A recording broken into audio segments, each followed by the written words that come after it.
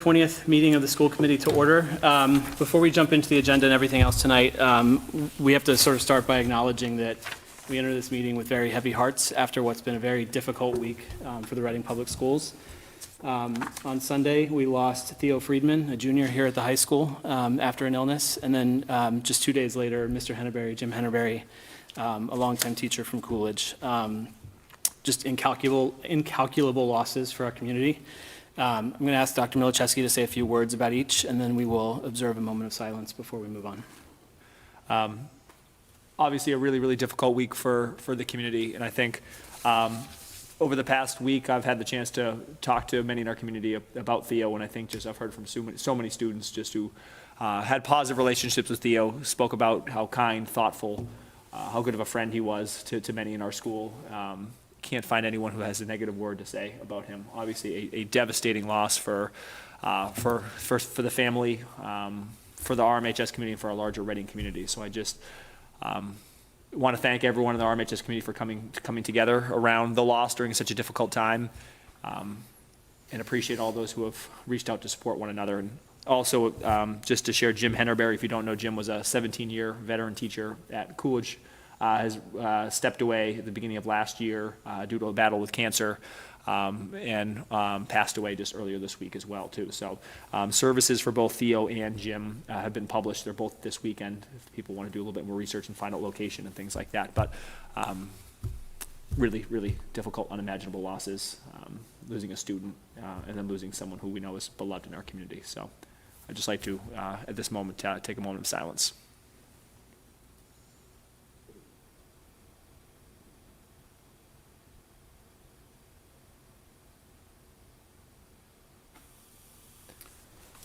Thank you.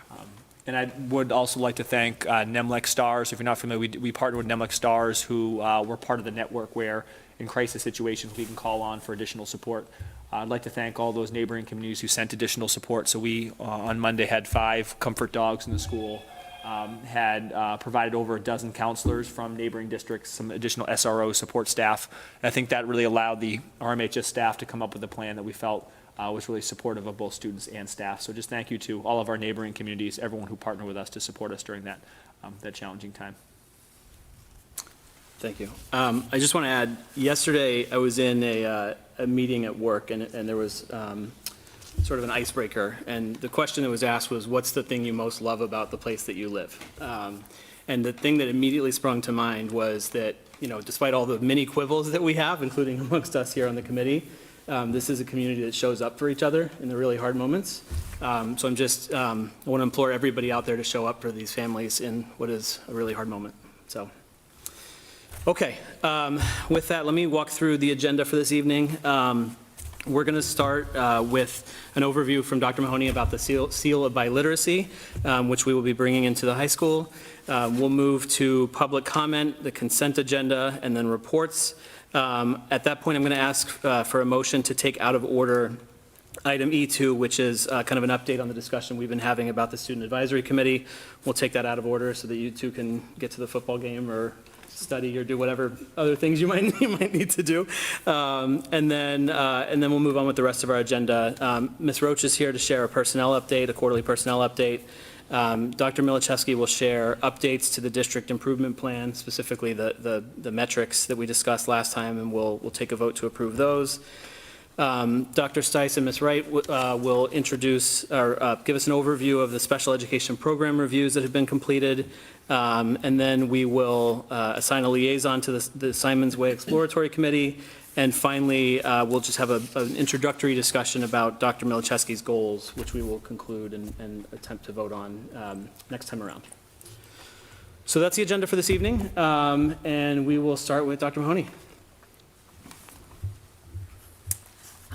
Thank you very much for having me. I am Dr. Mahoney, the World Language Department head, and I'm here representing the World Language Department and speaking on behalf of Derek Ryan, who is the Reading Public Schools coordinator for the Massachusetts Seal of Biliteracy.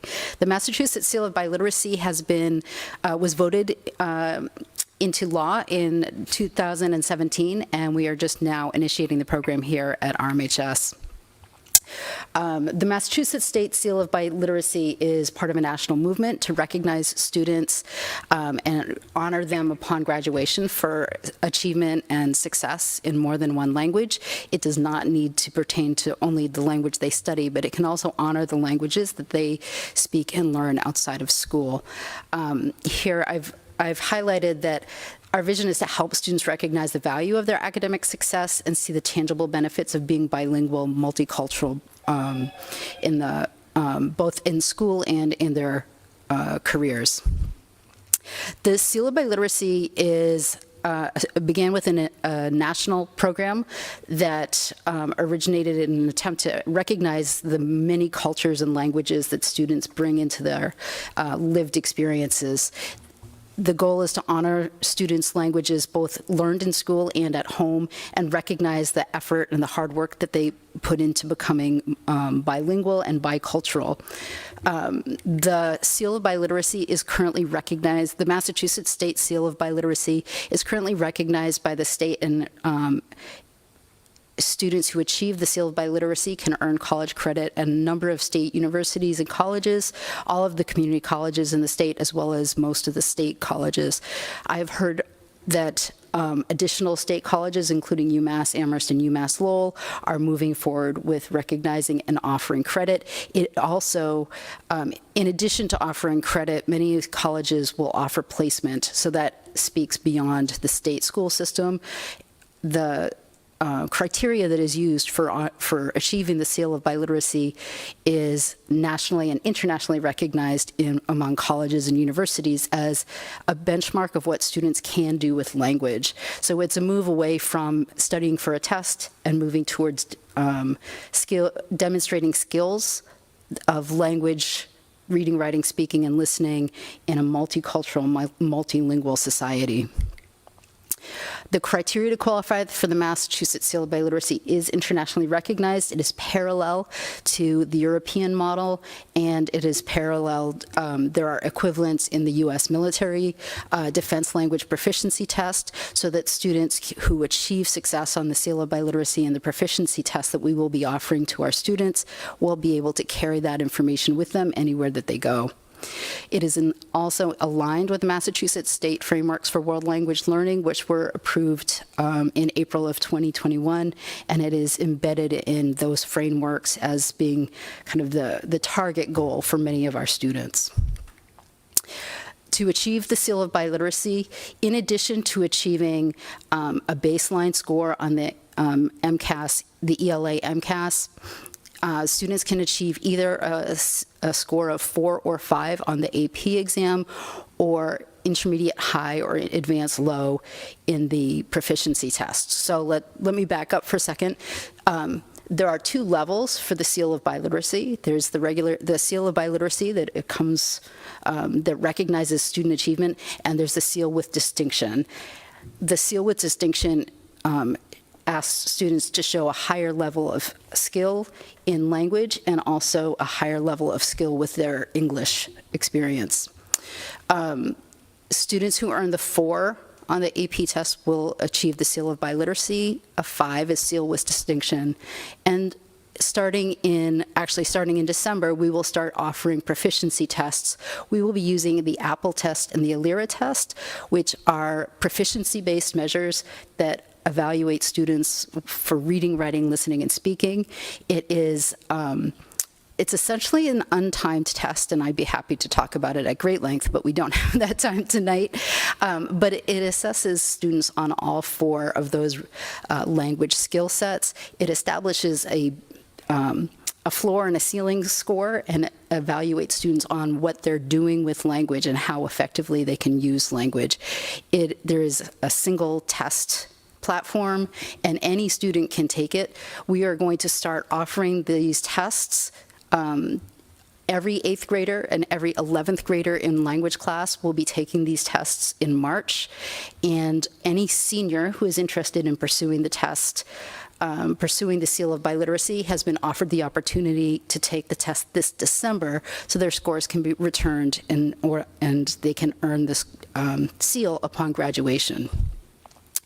The test evaluates students' abilities from the very beginning. My novice level Spanish students could be taking the test, as well as our advanced AP students, Spanish 5, French 4 honors.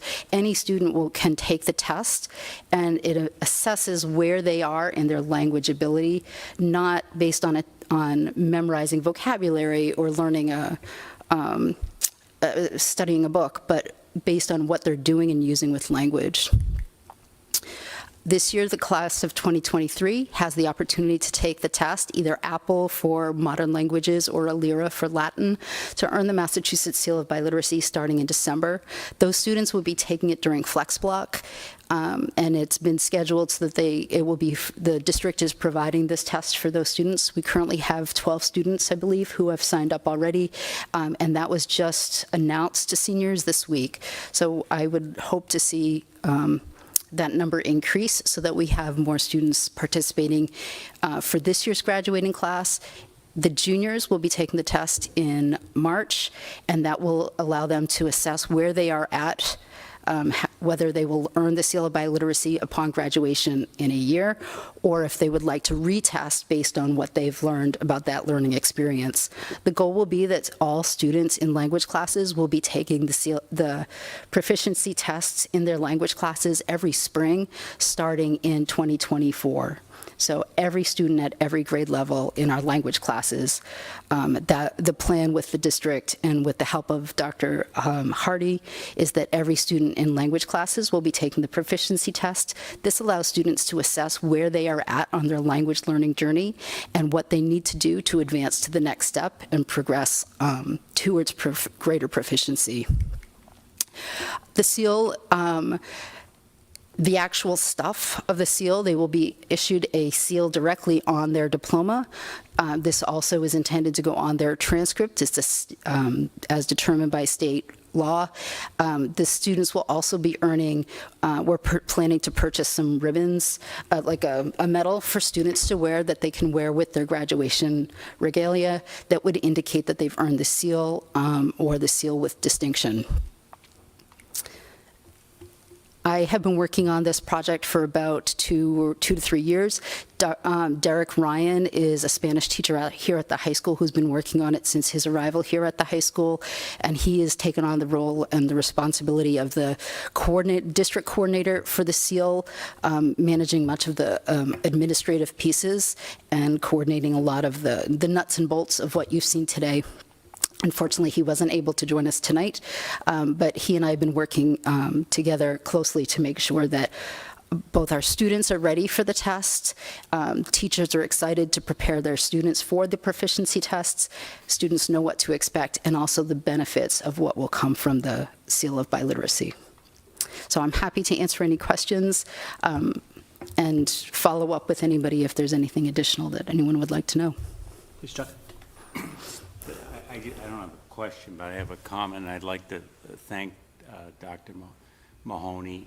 And, you know, I think when I look at this and hear this presentation, I think about, you know, part of our mission is to prepare our students for the society that they're entering. And this goes right to that. So thank you for the time you put into it, and I'll wish you all the success with it. Thank you very much. You reminded me, there is one of the most exciting pieces of the Seal of Biliteracy is that it really opens the doors for many of our multilingual learners. So students, the students who have signed up to take the Seal of Biliteracy proficiency test in December have already requested to take the test in Spanish, Mandarin, Portuguese, Turkish, and I believe Hindi. So this is just reflecting the diversity of our community. We only have 12 students who've signed up so far, and we've already got 4 or 5 languages represented. So it's an incredibly exciting opportunity to support our multilingual learners. And I know that we're going to have a much larger population of students engaging once we've gone through the process once. Jada, did you have a question? I wish to ask what languages were offered. I have yet to find one that is not offered. There are some languages that would require portfolio review because there aren't enough evaluators to do the full test. But if you have, I've yet to find one, including ASL, that is not possible. I don't know how to administer the ASL test, but Mr. Ryan is also an ASL teacher through his experience, so I'm certain we can work that out. Go ahead, Colin. Thank you for this. It sounds exciting. I just have a quick question. The ALIRA test, that's a Latin test? Yes. Is that the test that has been administered in Latin? It's not the National Latin Exam, if that's the one you're thinking Okay, of. that's- The National Latin Exam is a content-based test, and it's based on, learning facts and grammar. The proficiency tests evaluate students on how they progress with language. So the test will begin at kind of very basic level and get progressively harder. So it's impossible to really say how long the test would take, because our most advanced students might take 2 or 3 hours to hit that level where they get enough wrong to hit that top ceiling. The proficiency test in Latin does not assess speaking or listening, but it does have reading, and it does ask students to identify correct answers that would be written. Great, thank you. I'll just add to Chuck and Carla's thanks. And, I think you alluded to the college placement aspect and the college credit aspect. And, as you well know, biliteracy or multiliteracy is a huge differentiator in the workforce as well, particularly as we think about certain military careers and foreign service careers and things like that as well. I think you referenced DLPT on one of those pages. So I think this is a great add, and just appreciate the effort to bring this in to RMHS. Thank you very much for encouraging this. And I know Dr. Hardy has, I can't say enough about how much Dr. Hardy has supported us. Go ahead, Tom. One final question, maybe it's a little bit more personal than it should be, but are you recommending this year's AP students to take this test before the AP test, or are you recommending they wait until the AP test? I would recommend that they do it before the AP test, because it's a different kind of test. The AP test is really content-driven. The other thing is that the AP exam, as we have it structured in our district, the AP exam results don't come in until after graduation. So we can offer the seal retroactively to those students, but they wouldn't effectively earn the seal upon graduation. And I think part of the excitement of this program is that students who earn the seal by literacy will have their ribbon, they'll have their certificate, they'll know going into college that they have earned that distinction. And those students who earn the seal who may not be college-driven, but maybe looking at the military or career opportunities, would have that internationally recognized descriptor of what their skill set is moving forward as they leave RMHS. Thank you. Go ahead. Yeah, I just want to make one quick comment and then also just share my thoughts in broader strokes. But I think in terms of just this specific, my comment is that also we made a decision as a team to open it up to so everyone at the grade level free of charge too. You can choose an option where students pay and it's sort of more students can select in. We thought it was important to open the doors for everyone at these grade levels to have access. And hopefully there's some students who may not think they can quite do it, but surprise themselves and end up, performing well. My big picture thing, I love this. I love everything about this. I think that this is a major step forward, and I think a major win for our community for a couple of reasons. I think first, I just think it really emphasizes who we are and what we value in our community. I think that it puts a really high bar on excellence in language, and it also, I believe, it puts a huge emphasis on the value of multilingual students, bilingual students, which we know in this day and age is a tremendous skill.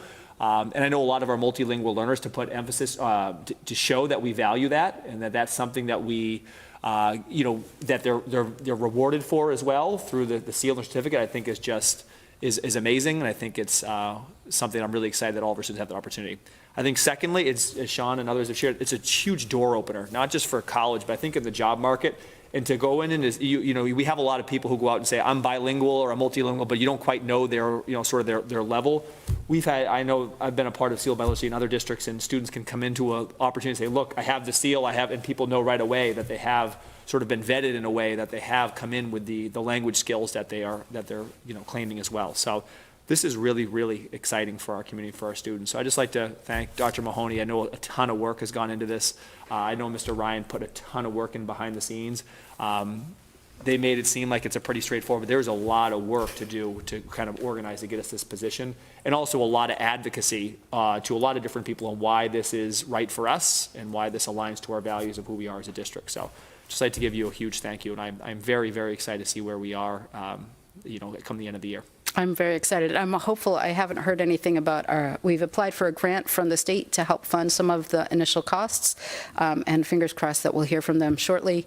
I think Dr. Hardy will have more information about that, but this is just a really exciting opportunity. And even those students who don't necessarily achieve that high score for the Seal of by Literacy can take their proficiency test results with them wherever they go to demonstrate that they're on that path and that they're almost there. So this is a great opportunity for all of our students. One other follow-up question too is that can students take multiple exams too? So how does Absolutely. that look different if students are to say that may speak 5 languages? If they speak 5 languages, God love them. But I do know of at least 2 or 3 of our students who are planning to take the test for both Spanish and Portuguese, for example. They can, in fact, earn the seal in 2 languages. And there's a little bit of a logistics problem, to be perfectly honest. Our diplomas are not quite big enough for 2 seals, but that's quite an amazing problem to have. So I would hope that we have several multilingual learners who earn more than 1 seal, and they can certainly test. In fact, I'm encouraging some of our multi-language learners who I know are proficient in Portuguese to consider taking the test in December with our senior group so that they can take the Spanish test in March with their classes, and that would allow more opportunities. The test itself is really simple to administer and in order. It's not something that has to be given on a set day like the AP or anything like that. We could order tests next week for students to take it after Thanksgiving. It's a very, very straightforward and simple process, so I'm excited. Well, I say it's straightforward. There's a lot of paperwork, but the process itself is quite simple. Thank you. I think maybe we can shrink Dr. Milczewski's signature on the diploma and squeeze in that. Some more important things. Thank you very much. Thank you. Thank you, Dr. Mahoney. Okay, so let's move to public comment. If there's anyone who has any comment to make on anything that's not on the agenda this evening. Okay, seeing none, we will go to the consent agenda. I know we're going to have a comment, but can we start with a motion? I move to approve the consent agenda. Is there a second? Seconded by Sarah. And are there any comments? There is one comment. I would request that we amend the minutes to specifically make sure we mention Jada in attendance and Olivia as either in attendance or other as well, because they were here, and Jada officially is a member of the committee as well, so we should recognize that in the minutes appropriately. We will do so. And going forward as well, for sure. So, good catch. Anything else on the consent agenda? Okay, so as amended, all in favor? All opposed? And it carries 6-0. Okay, so let's go to reports. So we will start with Jada and Emily. Our main reports are regarding Theo, because this week has been such a sorrow one with the loss of Junior Theodore Friedman, as well as our beloved teacher from Coolidge Middle School, Mr. Henneberry. I personally had Mr. Henneberry, and he was a great teacher, and he will be missed. As a school, we have been remembering Theo in numerous ways, from leaving flowers where he sat before school each morning, posting sticky notes of memories we had of him by the guidance offices, and I know the boys' soccer team wore black bands around their arms at their game this past week in remembrance of him. Most students believed it was handled remarkably well, with it being so unexpected. I personally went to middle school with Theo and was in his psychology class this year, and for those who needed support, there was a multitude of ways to find it, from petting comfort dogs to talking to our grief counselors. On to the more regular reports that we have. Our field hockey team is #1 in the state for D2 currently, which is very exciting. We have the academic lab, which has opened in the past week and has become a great help to many students, though there are still some kinks to be worked out with it. We also had a trip to DC, which went on very successfully, and many students that went loved it. We also had PSATs for primarily juniors and sophomores that were very successful and went well this past Saturday. And additionally, we have the end of the quarter for Q1 and initial early applications to college next week. Thank you both. We will move to Dr. Stice. You both did such an amazing job. I hope I can continue being so eloquent. You're back in that seat of getting to Yeah, I follow know. and getting to follow Very those. hard to go right after the students, so good job. I just wanted to give a quick update. As you all know, part of our district improvement plan is to really focus on developing and managing our community partnerships. And I wanted to give a couple of quick updates. We've had another meeting, and it's really continuing to build. We've included our multilingual learners, and Karen Hall has been joining our meeting so that we can really make sure that all members of Reading community have access to all of the different things that Reading has to offer.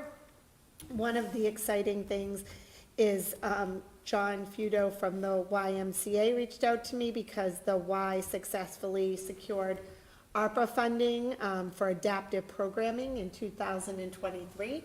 And we're gonna partner to make sure that all students have access to their adaptive programming and what lessons really would be beneficial for our Reading residents.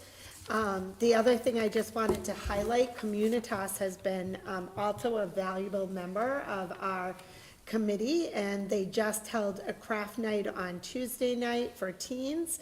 There's going to be a fall craft night on October 25th for adults. And they're also running some virtual dance classes for teens in a drama club. So if people are interested in that, I'd encourage you to go to the Communitas website, and everybody's really working very hard to make sure there's access at many levels for all of our residents. So I just wanted to share the ongoing work in that area. Great, thank you. Dr. Milichewski. Great. I have a couple of updates tonight. First, I'm going to start with a shout out and a recognition. So Jada, I don't know if Jada even knows that I'm going to speak a little bit on her behalf, but I did put this in the district updates. I'd like to share, in the last meeting, you provided some awards and recognitions for National Merit Scholars. Would also like to acknowledge that Jada received a special award through the College Board, was the 2022-2023 Scholar through College Board's National African American Recognition Program. So I want to tell you a little bit about it. So to qualify, a student has to identify as African American or Black, score in the top 10% on the PSATs in the state, and then receive a 3 or higher on at least 2 AP exams before senior year. I also like to say that Jada shattered that record by Jada got 3 4s last year as a junior and 1 5. So the bar needed to be higher for Jada on that. I'm just really blown away by that level of achievement. I think sets a really high bar for us, for everyone in the community. What a tremendous accomplishment! What a tremendous recognition! So on behalf of the district, we just wanted to recognize you publicly. We have a little bit of Reading swag that you can use, and especially when you travel away to college next year, you'll bring it with you. But just want to say we are very, very proud of you and look forward to what's ahead your senior year. Thank you.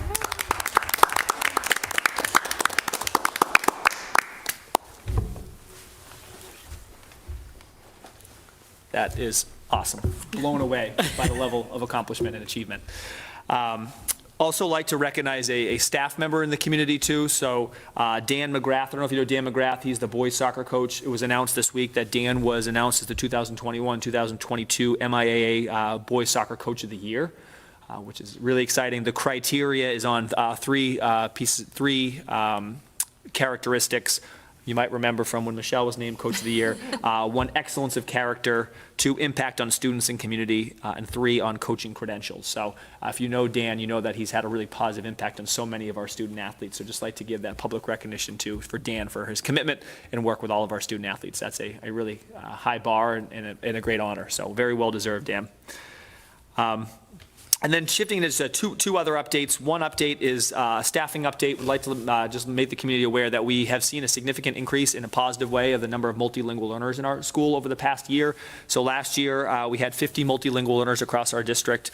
This year, we have 58 multilingual learners, a lot of whom who've joined our district probably in the last month. When you dive a little bit more into the data, it's interesting. Last year, we had 18 multilingual learners who identify as, or as identified as beginners.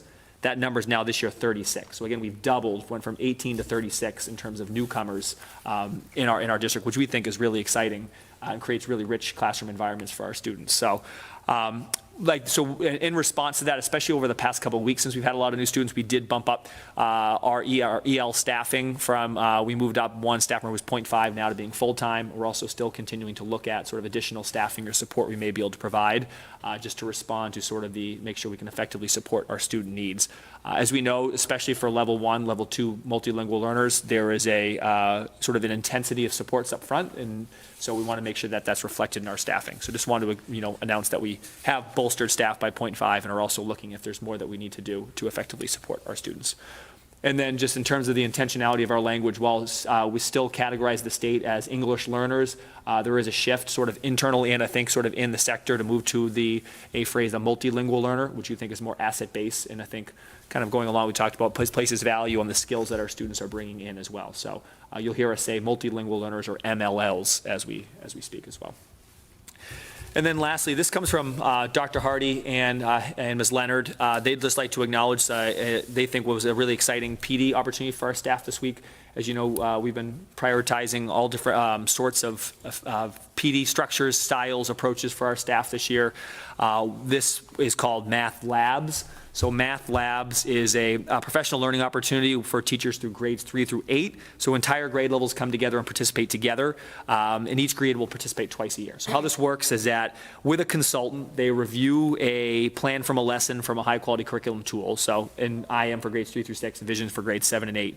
They talk through how the components of the lesson align with the rigor of the grade standard, and then the different teaching moves that they're going to try out. So they talk about that sort of, together collectively in the room. They then go out together into a grade level classroom, and the consultant models the lesson, and the consultant actually pauses and calls time out during the lesson, talks explicitly about some of the teacher moves that they're making, and then also sometimes asks feedback from the teacher, say, what move should I try here, what could I do, and then responds in live time.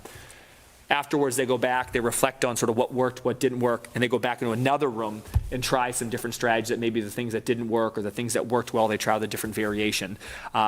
The reason why I really like this is I think it hits 3 criteria that we know are important in PD. One is it's job embedded, so teachers are learning while they're actually engaging in the work that they're doing on a daily basis. It's authentic. It's not something that they're reading about. It's something they're actually doing in live time in classrooms. And third, it's collaborative. They're learning alongside their grade level peers. So I thought that was a really exciting sort of approach to PD this year. And I think Heather and Sarah are really excited about the impact that that's had on our staff thus far. And that is all for updates. Great, thank you. Any questions before we move on? Okay, we'll go to Liaison Reports, and we'll start with Erin. So I've had a busy week of meetings. Tuesday night, CPAC met. The bulk of the meeting was the program reviews, which we are going to hear about tonight from Jen and Allison. So they spent a lot of time going over everything. It was a very well-attended meeting. It was held hybrid here. So a lot of great questions from engaged parents. They also elected the board for the year. So there's 3 returning board members, Maria Morgan, Eunice Kenyon, and Laura Jolson. And then Lindsay Conti is also joining them this year. So there'll be 4 of them. So thank you to all of them for carrying on with CPAC. The next meeting is Tuesday, November 15th. It's going to be virtual, and it is the Parents Basic Rights Workshop. So that is a really useful meeting for parents with any level of involvement with special education. So I really encourage people to attend that. And if anyone wants to get on their mailing list, it's you can just email cpacreading@gmail.com.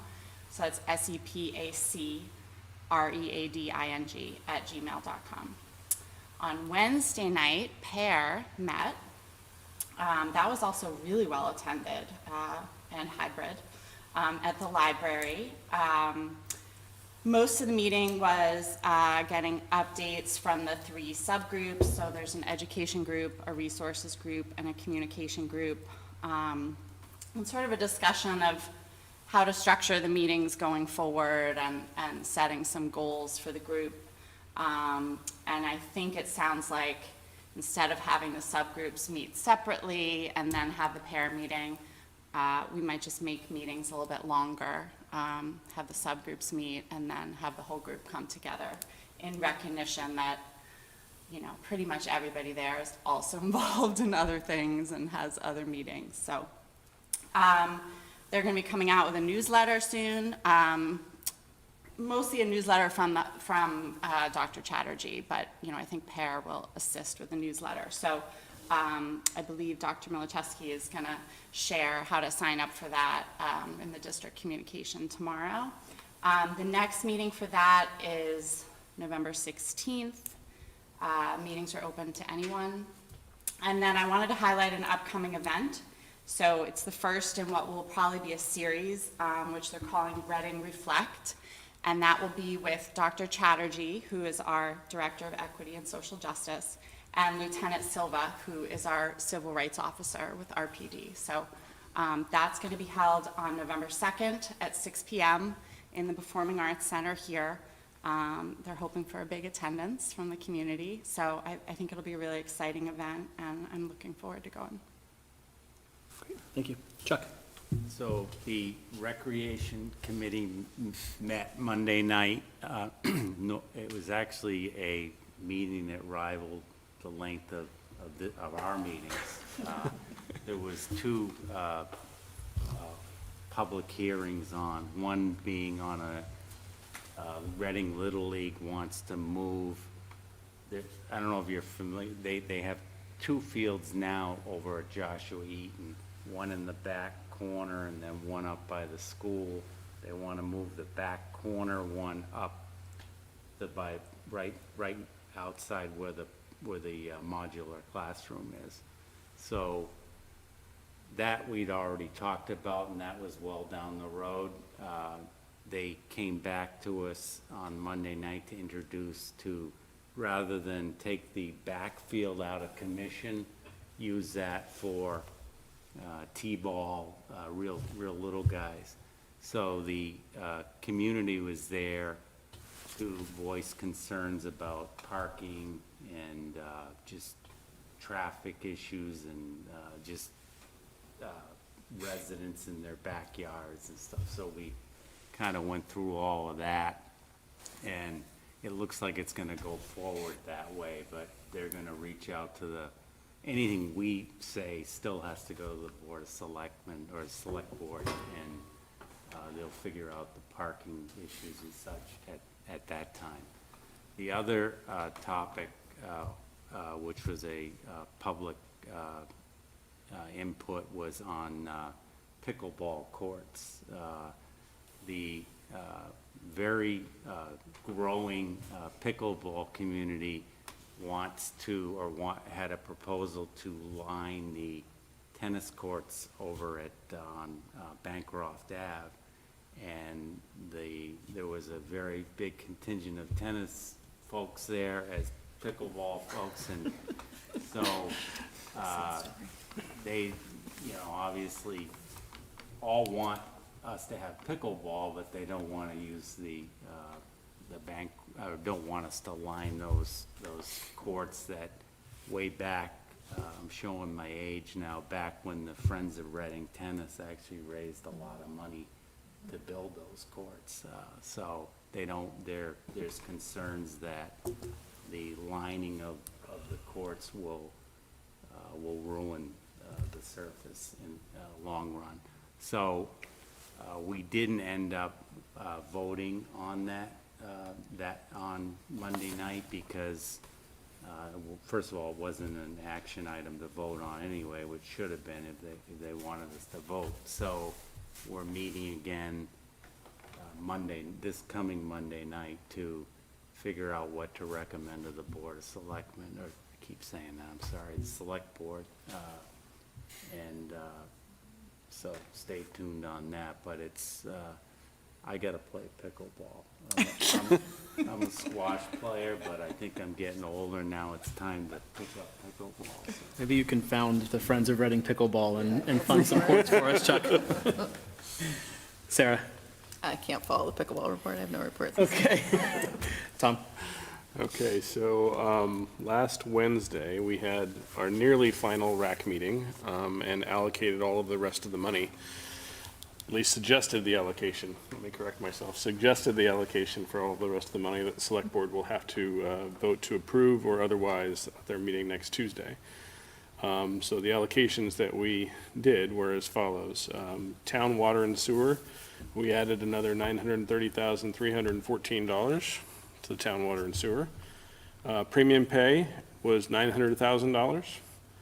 Reading North Reading Chamber of Commerce, $29,000. Reading Rotary, $25,000. Reading Garden Club, $4,000. First Congregational, $4,000. And then $25,000 toward the due diligence at 17 Harnden. So that finished out the full allocation of the ARPA-related money. Most of those votes were very significant majorities. There were a couple of dissents, but that's what happens in a committee, right? So that's that. Then earlier this week, yesterday, the Finance Committee met. I do not have, from my perspective, the final votes, but they were supposed to vote on the percentage allocation, so I don't know, Tom, if you know, or if anybody else went to the Finance Committee. What's that? 3.75. 3.75. So I knew that was the recommendation from Sharon, but I didn't know if they'd finally gone to that. So 3.75 will help us from a budget perspective, so.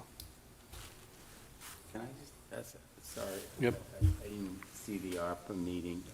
On the water and sewer vote, was that to smooth the rates or to do work on the system? Yes.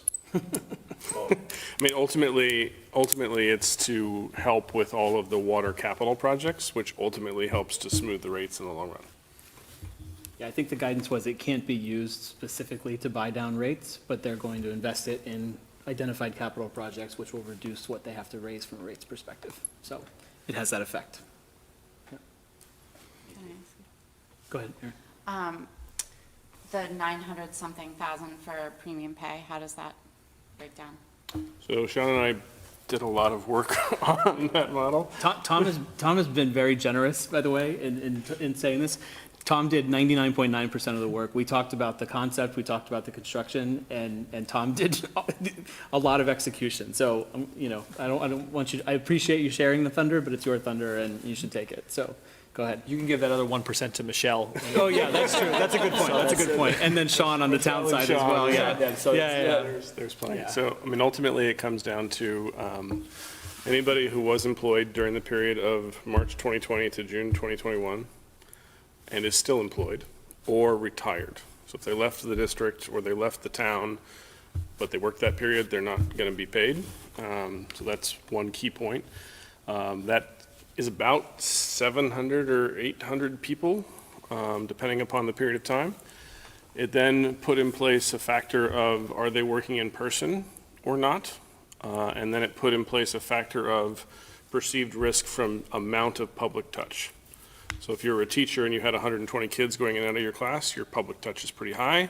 If you're in central office and you saw the central office, your public touch is pretty low, right? So those kind of factors went into the play, and they had different escalators to attribute the 900,000 based upon a high, medium, low cost range of how much they're making too. Because the ARPA-related guidance said, focus on the lower paid employees from this perspective. So we also added that to the model. So lower's getting more, medium's getting medium, and then higher's getting less from a salary perspective. So it's kind of a three-prong model, for lack of a better way to say it. High, medium, low, in-person, out-of-person, and amount of community touch played into the model to allocate the 900,000 across those 700 some odd employees. I'll just add one thing that was a relatively late add to the model, which was you'll all remember that we had that block of coaches who had their stipends reduced as a result of abbreviated seasons, and there was a lot of discussion and debate about that. we weren't able to sort of fully make them whole, but I think we ended up at $500 essentially per reduced stipend. So those folks would get that in addition to any other premium pay they were eligible for. Capped at the amount of the Yeah, stipend capped that at they the would have actual amount lost. that they lost, right, yeah. Remember those phone calls? Yeah, so now you can make some phone calls on the other side if the select board approves it. But, you know, so again, all subject to select board approval next week, but that's the recommendation, and that's, you know, how the model works. So, Could we see a heat graph on that or something? Do you want to? I have it. Tom would love to do some visualizations for you. Go ahead, Carla.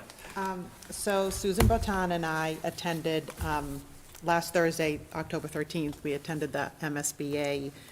They had a sponsored event at the Hildreth School in Harvard, Mass. And we were there for a half a day. They had 2 sessions on going through the MSBA process and the learning environment and how important it is for our learning needs to be established for Killam, and for that to be the driving force of the whole project. The second part of it was, how do you work with the community? How do you get community buy-in? How do you get community support? We took a tour of the school. They're in a really unique position where they have 2 schools in the whole district. They have a pre-K through 5, and then they have a 6 through 12. So this building, and I have the brochure, it's pre-K through 5. I felt like I was on a college campus. It was absolutely gorgeous. It's about an 85,000 square foot facility, and the construction cost was under $44 million. So, Win. exactly. 10 years ago. You could feel the excitement, the sunlight that came into that building. They said if the power went off, that students would still be able to take classes. Every single aspect of learning was incorporated into that building. The kids were happy, the staff was happy. It was just such a nice place to be. They had community involvement and opened it up to community. They talked about the project team and the importance of the OPM.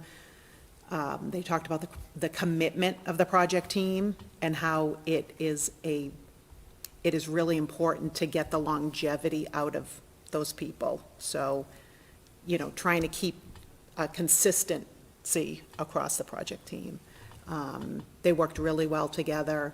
It was fascinating. It was one point where they put up acronyms from the school side, and they said, okay, so the designers have no idea what these acronyms are. But then they put up acronyms of the building side and from the design and engineering, and they said, well, the educators have no idea what these acronyms are. And I knew about 85% of both, so I was pretty happy. But it was just it was a great day. I think I would recommend that, I would like to go and recommend if we want to, whomever wants to go to other sponsored events like this. We just learned so much.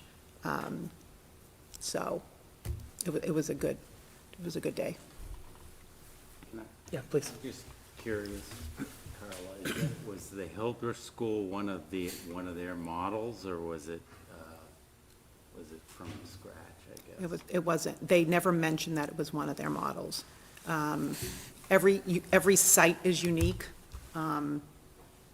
Every site was unique. The care that they took into making this building fit into Harvard and with the history of Harvard and all of that stuff was unique.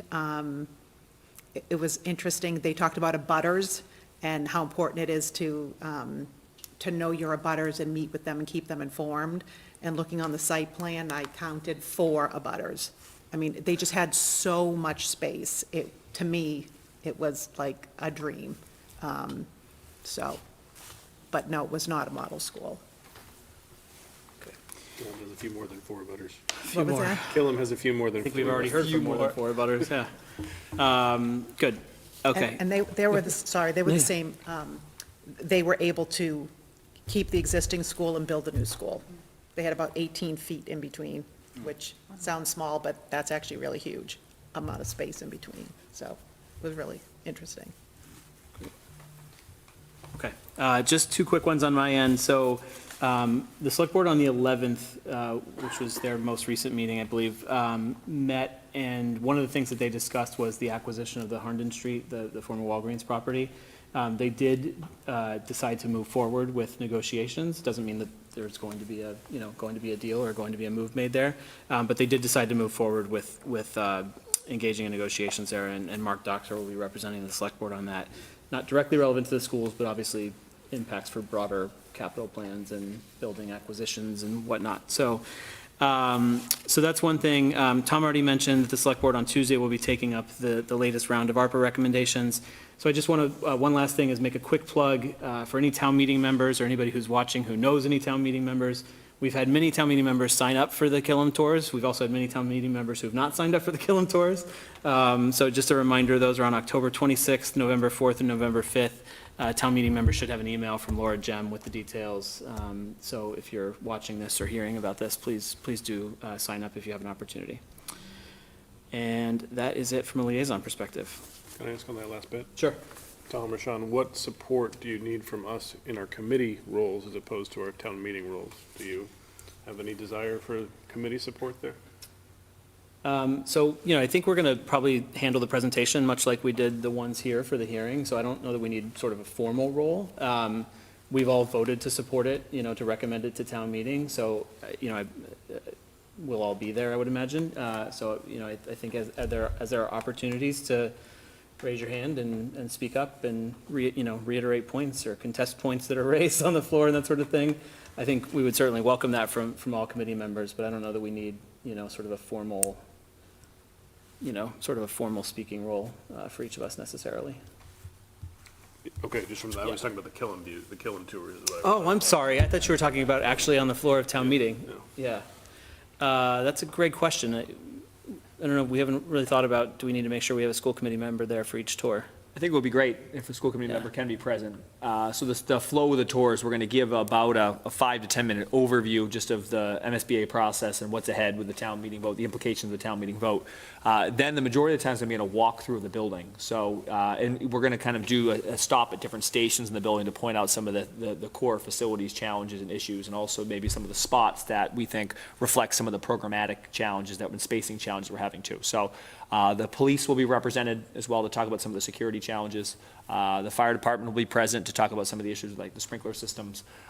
Facilities will be there. A lot of the issues are going to relate to facilities, and then also some of the Killam staff, including Principal Levesque, will be there to speak about some of the building programmatic needs as well too. So it'll be a walking tour, and we anticipate it being about 50 minutes too. So in terms of school committee involvement, it'd be great if committee members could come take the tour, but also to be there to answer questions, and support in any way possible.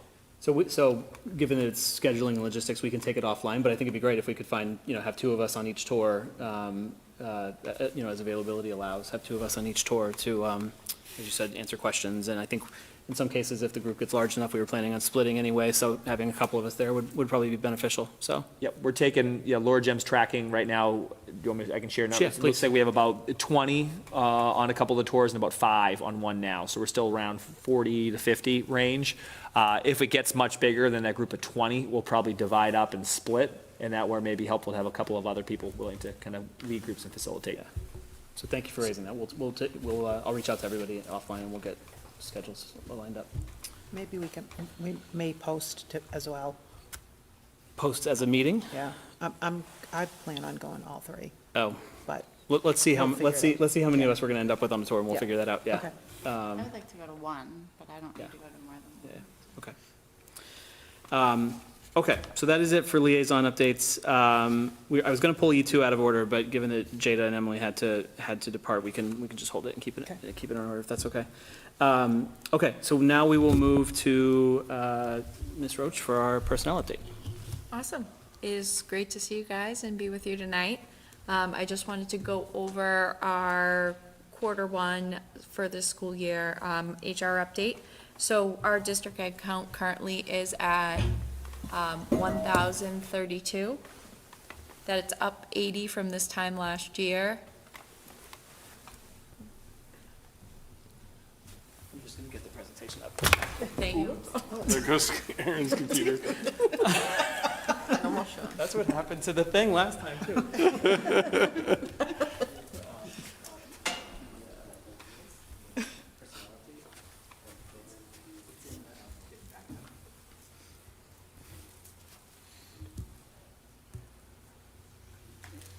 While we're pulling up the deck, do you want to speak a little bit about the update around pay for subs? I would love to. Why don't we start that, because you don't need the visual for that. Yes.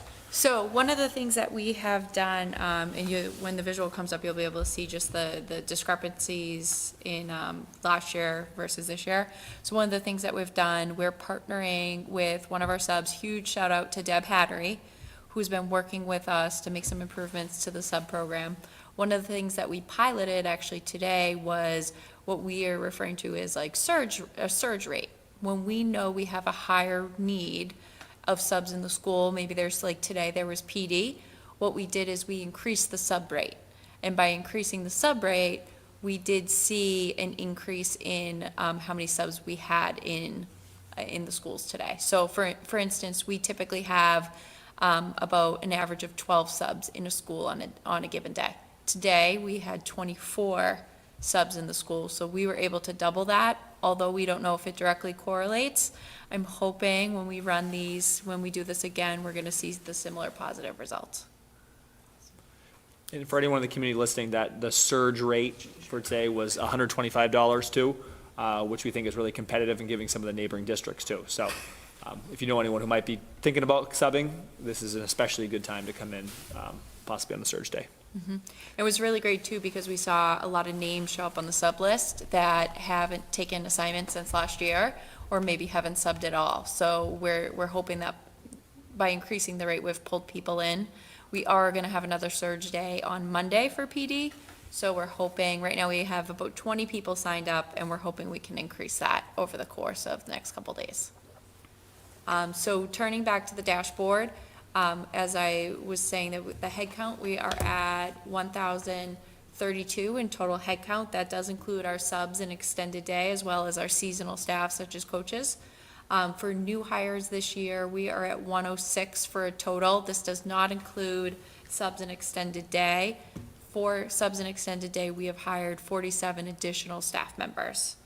One thing I think is really positive trend, so our current open positions. When I did this presentation last year, we had 37 open positions. Today, we have 15. I think that's really positive, and we have been hitting career fairs. We've been going, seeing where we're posting. The principals have been doing a really awesome job working through the staffing in their buildings and creatively thinking about how we can fill these gaps. So we only have 15 openings right now, the majority of which we have 8 para roles open. The other ones, we have a sprinkling, we have 1 teacher, 1 psychologist, we have 2 CAF workers. I think that is also really positive, because I think we had about 9 CAF workers this time last year when we had this conversation. Catherine Franzetti, our new director, has done an absolute amazing job, and if you haven't hit the high school, I've been primarily in the high school cafeteria. If you have not been down in that kitchen, they are doing some really awesome things. And she has almost all of her positions filled. There's just 2 that she's working through. So I think that's also a huge improvement. Transfers, we have had 7. These are people that are not new hires. They're going in between positions, such as we had a special education teacher that moved into a math teacher role. So we wanted to be able to capture that, but it's not truly a new hire.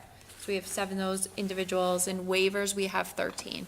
As we know, there is a shortage around the state and for educators. So we are seeing, not only in our district, but many districts, we're seeing an uptick in waivers. We're also thinking creatively around skill sets. So we will have, say, a social worker who is licensed in Massachusetts, and we are bringing them because they are very applicable skills in the positions they're doing now, and we're bringing them into roles because they want to make that transition into education. Or, we have a special education teacher where we're finding there's a gap in teaching the sciences. So we actually found a teacher that relocated who is licensed in science, and they were really interested in becoming a special education teacher. So we're putting the supports in place to help them transition to that role. So this is also helping us from a career development perspective. So we're seeing a lot of positive trends there. Voluntary resignations, I wanted to show this, just the sheer comparison of numbers. So we use 6/30 because that is the date in which our voluntary resignations are effective, when someone resigns at the end of the school year. So what we're seeing here is for last school year, you'll see in red, we measured the same time period. So it's 6/30/21 to 10/12/21. And then compared to the same time frame for this school year, you can see the difference with the comparison. The teachers stayed relatively similar, but especially with the paras, you can see the difference in the retention that we've been able to do from last school year to this school year. So you can see that difference. Overall, we had 58 resignations that were effective 6/30/22. This is a significant decrease from the previous year where we saw 103 voluntary resignations that were effective 6/30/21. We have, just for, to the volume of people that are coming in and out of our schools, whether they're volunteers, they're vendors, they're staff, you can see the quarries. This doesn't include new employees. When I talk about staff, this is every staff is re-quarried within 3 years. So this is, we are just rolling through as quarries expire, we're re-quarrying new, current staff. So we've done about 393 quarries this year. Leave of absences, we have 28 total. Summer anticipated absence, as you can see, so you can just see the breakdown between personal, medical, and we have maternity, parental leaves, and we have 8 active long-term assignments right now. The graph in the middle just compares our substitute sign-up rates. This is the darker red on the bottom, that's last October, what our sign-up rates look like. And that lighter red, that is actually what we are experiencing now. So you can see we've increased our ability to get subs into the district and get them signing up for assignments. We are working on, and we're working with Deb to really improve the sub program. How can we make this more attractive and really show this population how much we value the work that they're doing? So there's going to be lots more to come with our substitute initiatives. Does anyone have any questions? Tom, I know you have one for me. I have one comment and one question. First, the comment. Today at dinner, I heard about chicken broccoli ziti being warm, wonderful, and everything at lunch today. So just, I heard, they always have chicken broccoli ziti, but today it was real broccoli, real chicken, right? So, just to note on the high school cafeteria. That's the comment. The second thing is the October substitute sign-up rates. I love seeing the graph like that. I would make one request that we also look at it from a percentage basis, because this could just be that this is absolute number of subs, where we need more subs, and therefore we're getting more subs. But if it's the percentage fill, which was one of the things you would give us last year, it'd be good to see if that number is going up as well, as opposed to just the absolute number. We are seeing that, so I know that's not reflected here, I can speak to that. Last year, we would see, basically our fill rates were about 20%. We are now on average running about 40%. So we're seeing positive things, and those can fluctuate for different reasons, right? Like say today was a heavy PD day. We also had PD, I think it was Monday or Tuesday was another heavy PD day where we had 51 absences we had to fill. So those, sometimes what we were finding is when we were doing the rates, sometimes they would look skewed because of, say, like a para is subbing for a teacher and some of that movement. So we felt like this depicted very well what we were seeing in the increase. Other questions? Yes, Carla. A question and a comment, since everybody's talking about food. I went to the Parker Yes. food sampling, and met the wonderful student who pitched the idea to Dr. Milchevsky about having vegan options, and it was awesome. So if you appreciate food, you appreciated that time. The students came in, devoured the stuff, and right away, she asked, do you like it? Do you like this food? Okay, then guess what? It's going to be on the menu. So it was really nice. My question is, when you were talking about filling subs for these two PD days. Yes. Right? And you doubled it. Yes. How many were you still short? So we had, I do have that, so today, so of the teacher roles, so we did this for teacher roles. So when we had 26 assignments total, we were able to fill 19 of them. What was interesting about that too is when I came in this morning, there were 7 total teacher roles that hadn't been filled. When I left last night, there was only 4.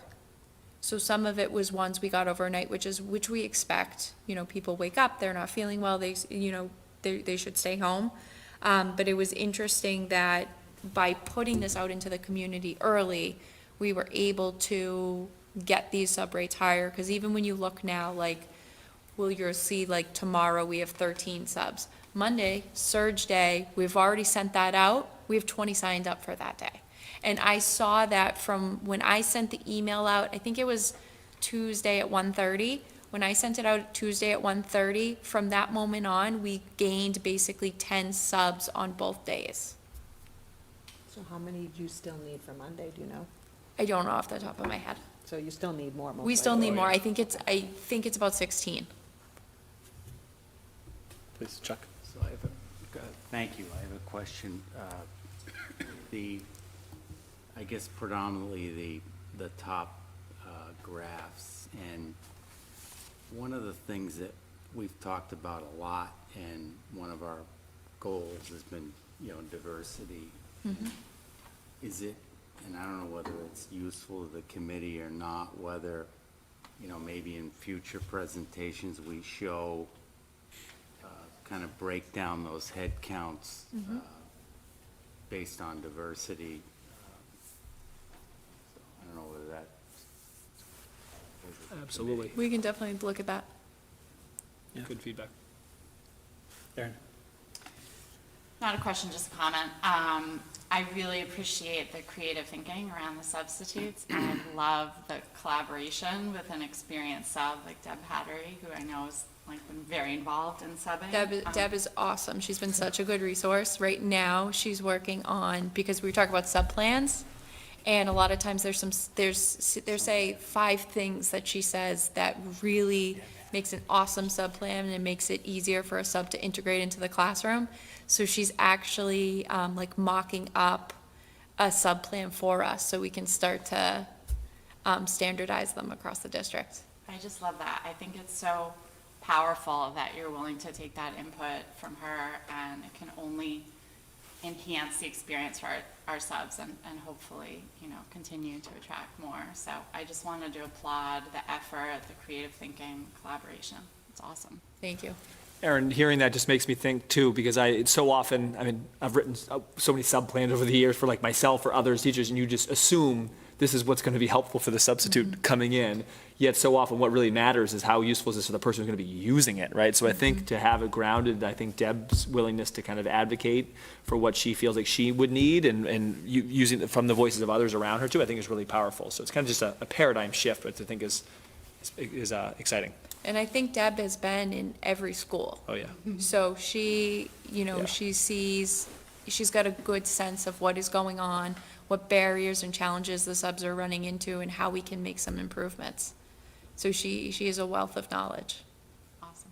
The principals fight over her, from what I understand. Oh, yeah. Yes. I guys give a thank you to the many community members. We're getting a lot of traction from parents in their even for their respective schools. Say, hey, I can help out these couple of days, or I can help out on surge days when you really need support. So we've had a lot of Reading residents really step up to support. So thank you to all those who have been willing to jump into classrooms. Great. I'll echo the thanks for the creativity around the surge days. Brilliant idea. I told you that via email, but I want to say it publicly as well. And then on the food thing, because why not? My daughter all of a sudden is demanding shredded chicken in her tacos based on enhancements in the cafeteria at school. So thumbs up for Catherine for that as well. So Anyway, okay. Anything else on either personnel or food quality? I'm always willing to talk food. I had some great chocolate chip cookies down there yesterday. They were awesome. Nice. Okay, thank you. You're welcome. Okay, so now we will go to old business. So based on our discussion last time, Dr. Milczewski and the team made some adjustments to the district improvement plan, particularly around sort of the metrics, given some of the feedback. And we will hear about those now and then take a vote to approve those. So Dr. Great. Milczewski. Great. AJ, do you mind just pulling it up when you get a second too? Awesome, thank you. So in the last meeting, I shared a draft of the district improvement plan, which was our way to show how we're going to live out the district strategic plan. They got some really good feedback from the committee on the floor, and then also some follow-up comments and just what we can do to, I think, make this more tangible, more clear, more reflective of the work that's actually ahead, better convey the pieces of evidence to show how we're going to measure our progress. So I feel much better about the draft that we're putting forward tonight, too, as a result of the feedback from the committee. I'd like to just share two things, broad strokes, before we dive into. One is that these are things that you should expect to hear updates on us from us regularly. So when we talk about the evidence here, we should be providing consistently as a team updates in these areas throughout the year. These are also things that so the community should expect to have updates in this work. Two is that the community can also expect that we'll be moving forward a multi-year district strategic plan at the end of this year. Again, we felt it was important to continue on the commitment that had been made to the previous strategic plan, which is a modification. So we modified the final year here. But again, at the end, sort of winter, spring, we're to start the process of moving forward with a multi-year district strategic plan for the years ahead too, which I think we're excited about as well. So AJ, you can just go down to the, sorry to have to yell at you over there across the room. If you just go down to page number 2, I'm going to walk through some of the what we're going to use as the evidence to be able to live out what's in the district improvement plan. So the first strategic objective around safe and supportive learning environments. AJ, you can actually go down to page 3. We've talked about what's included in here, but I want to zero in on that box at the bottom. I've highlighted in blue the updates that we've made. So what's in just in black was our previous. What's in blue is kind of the new updates. And a special shout out to Sarah McLaughlin, I think, gave us just like some specific language here that I think was really, really helpful. So Sarah, we stole a lot of your language right here too. So I can't take credit necessarily for all of the updates. First, our evidence of progress should include progress towards identifying and implementing common indicators, such as panorama survey data, which elevate district, school, and student level trends with triannual reviews of data trends. So we are going to administer the panorama survey. We'll probably speak about that more during our next committee meeting, which will give us updates on sort of how are our students feeling towards their sense of belonging. It'll give us data at the district, school, student level. I love this, how it's worded, because thanks, Sarah, because it's not a summative sort of review, but it's more of a dipstick constantly that we have a way to keep a pulse check on how are we sort of doing towards student sense of belonging. Number 2, progress towards creation and use of attendance data dashboard to monitor student attendance and set benchmarks for improvement with triannual reviews of data trends. So DESE sets metrics for us, or benchmarks for us around chronic absenteeism, which we are going to plan to use as our targets. But what we are planning to do is to 3 times a year come forward with our data dashboard, provide some, kind of like Michelle did, with some data to show how we're doing and how that connects to whether or not we're on track to achieving our goals around chronic absenteeism. Third, increase advanced coursework participation rates for high-need students by 10% in 2023-2024 school year. This is one I think we can be more aggressive with as the years move forward, and once we're able to, I think the committee talked about before that this sometimes takes years to build pathways to be able to shift some of these trends, so we wanted to put something in place to try to move the needle this year. But we also know that sometimes moving this in the scale we want to takes more time, but we're committing to aiming for a 10% increase in our high-needs population.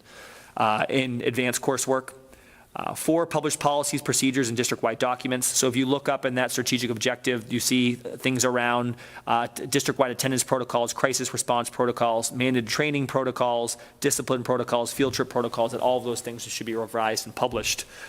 And then the last 2 in this area, progress towards school improvement plans, goal areas aligned with key indicators. So we should see this work lived out within all of our school improvement plans. What specifically are schools doing to create safe and supportive learning environments in their schools? And we will have our updates from school improvement plans likely that first meeting in December after a town meeting. And then the last piece, we've talked about how we're partnering with Learn Launch this year to support us with our own sort of district understanding of sense of belonging. So we're planning to provide action plans that were created through participation in state-level sense of belonging networks.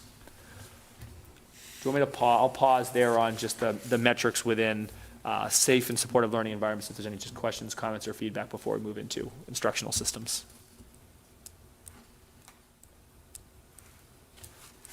Okay.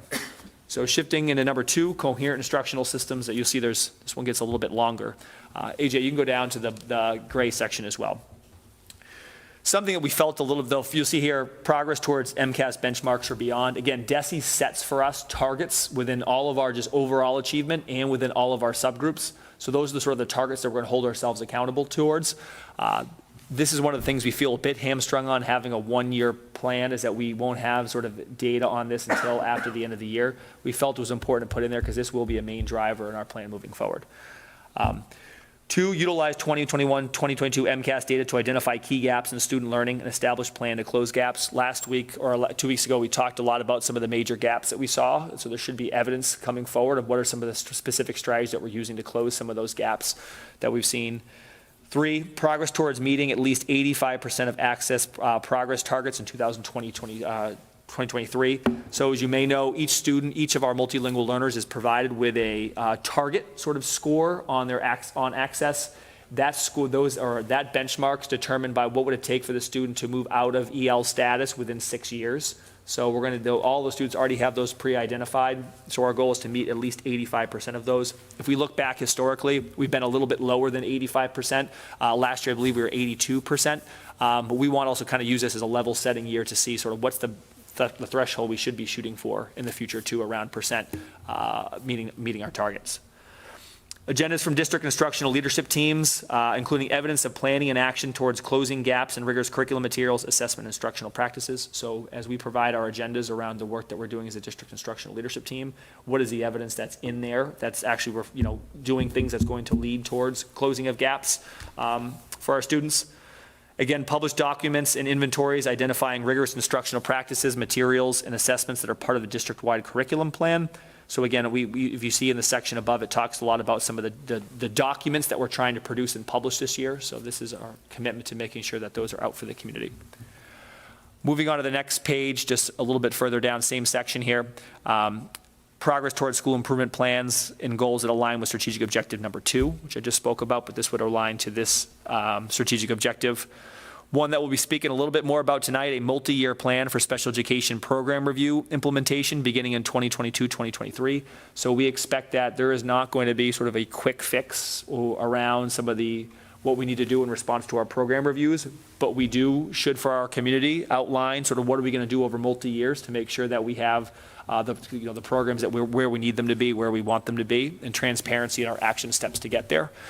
So that it should ideally not be a separate sort of strategic plan, but to be something that should be embedded in our strategic plan that we develop as a district. The formation of a district-level data team, which we talked about, that was one of the key recommendations from the DESE district review, and an established cadence of meeting and review process. A plan for communicating student achievement gaps in progress, or student achievement in progress with families based on district-wide common assessments.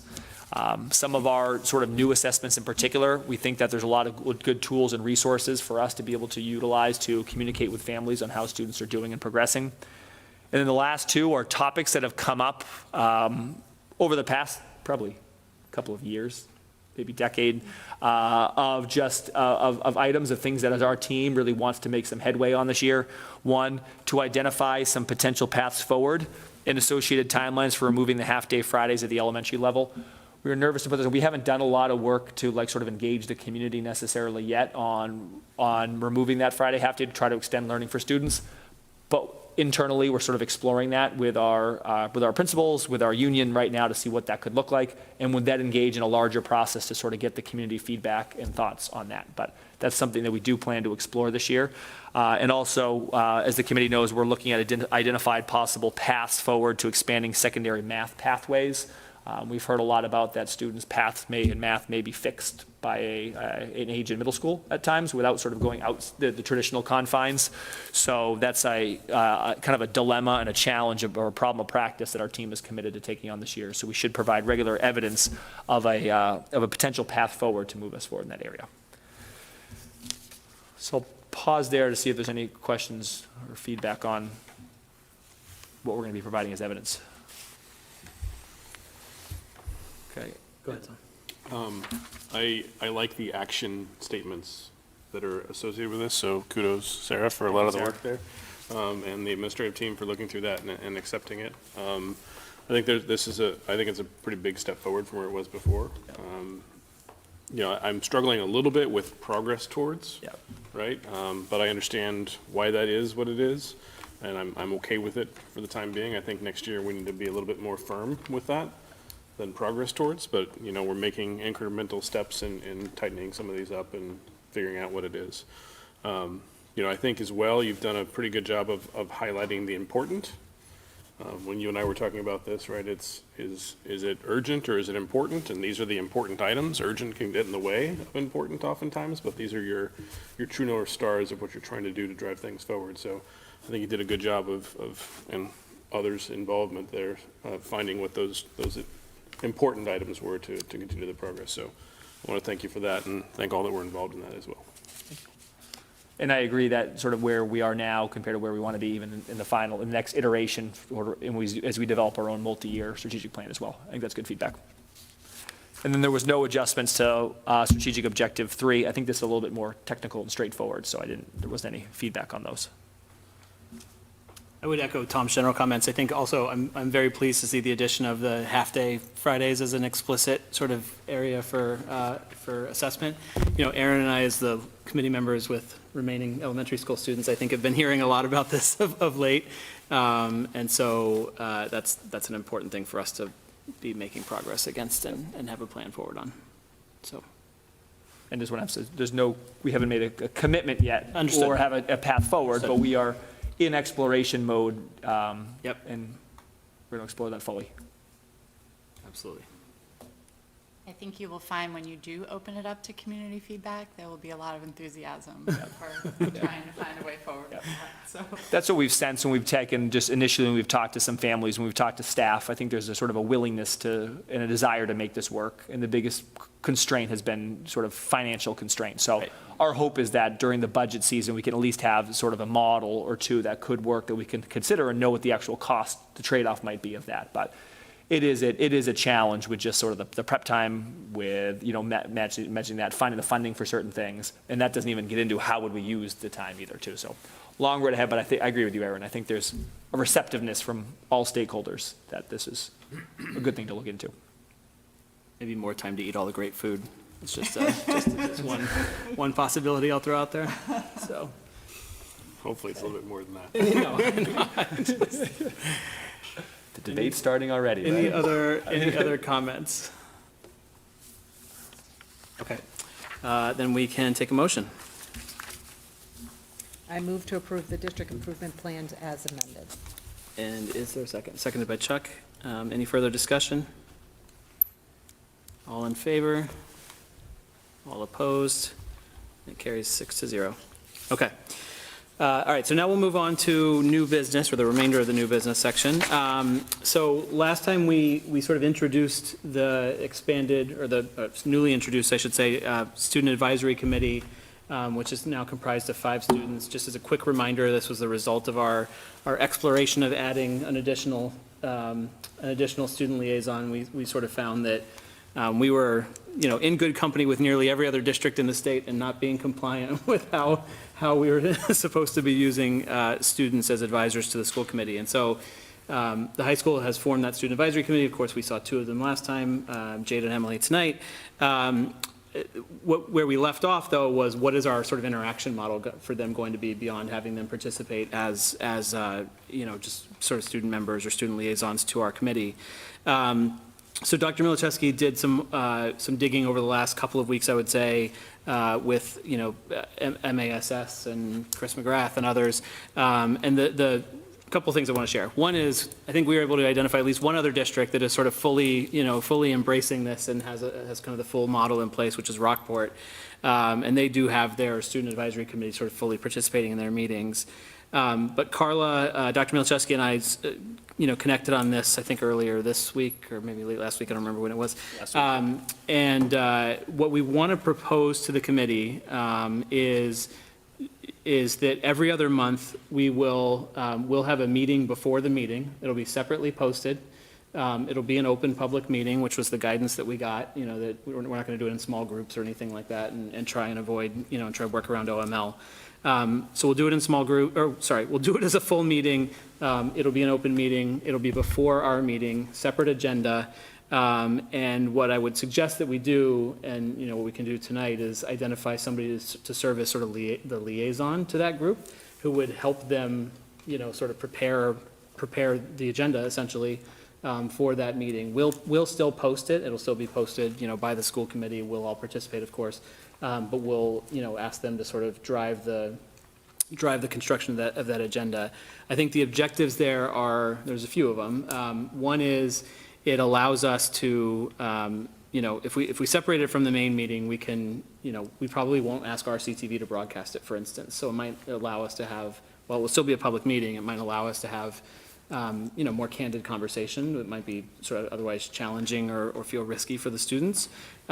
Two is, it protects that spot on the agenda, and it makes sure that it's, at the same time, and we don't have to worry about shuffling things around and squeezing them in around their calendars and so forth.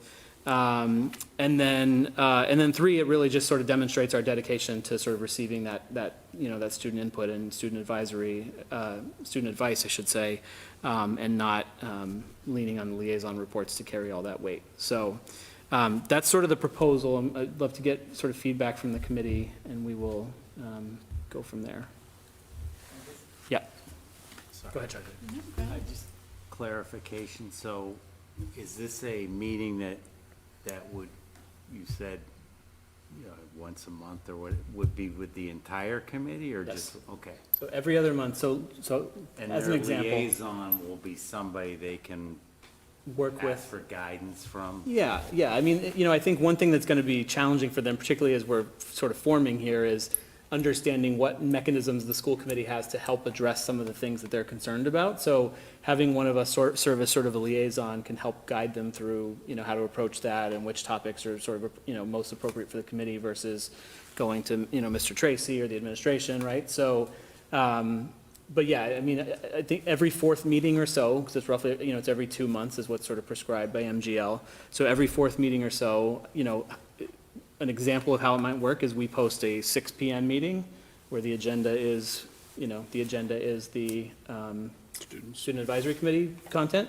We adjourn that at 6:45, and then we have our meeting, posted at 7 o'clock.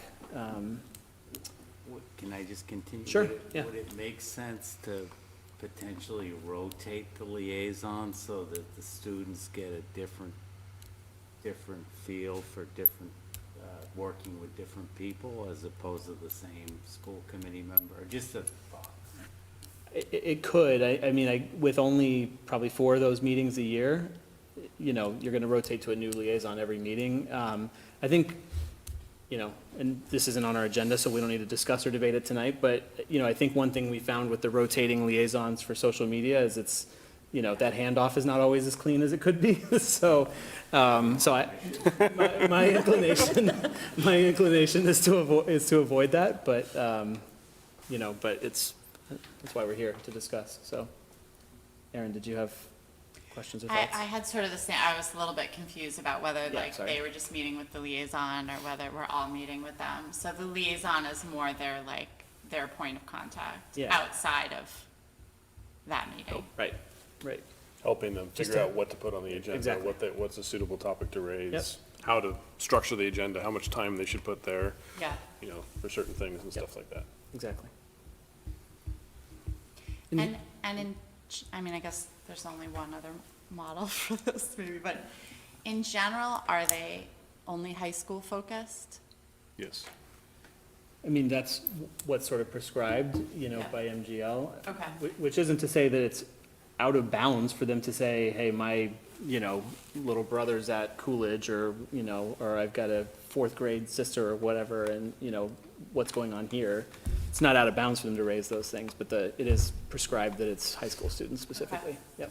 Susan was recently at a conference where they were talking about increasing student voice through the student reports, and there was models where there's the student liaison, it has like a point person at some of the other schools who like generates information and then provides a report to the school committee sort of representative, so that way the representative's not just reporting on RMHS, but is giving an update of things happening across the district too. So I think whoever takes this liaison role also could help just look at some of those creative models that increase student voice and really create increased representation from across all of our schools. Yep. So I should have looked to you two before I asked for questions. Carla and Tom, is there anything I missed or any other adds based on our conversation? Just want to thank Tom for this, because I had no idea of sort of the MGL requirements around sort of the student advisory committee until last year, that I think Tom flagged it and said, hey, he came across this, because most districts just have the one school committee representative. I think that's pretty standard practice, but actually looking back in MGL now, I think is exciting, not only to be in compliance, one, but to, more importantly, to increase student voice. So I'm glad that we have this new structure, and I thanks for finding that for us. I think it's a good practice for us to take on. So I guess, first of all, I think this is a really good idea and structure about how to do it. Every 2 months is suitable.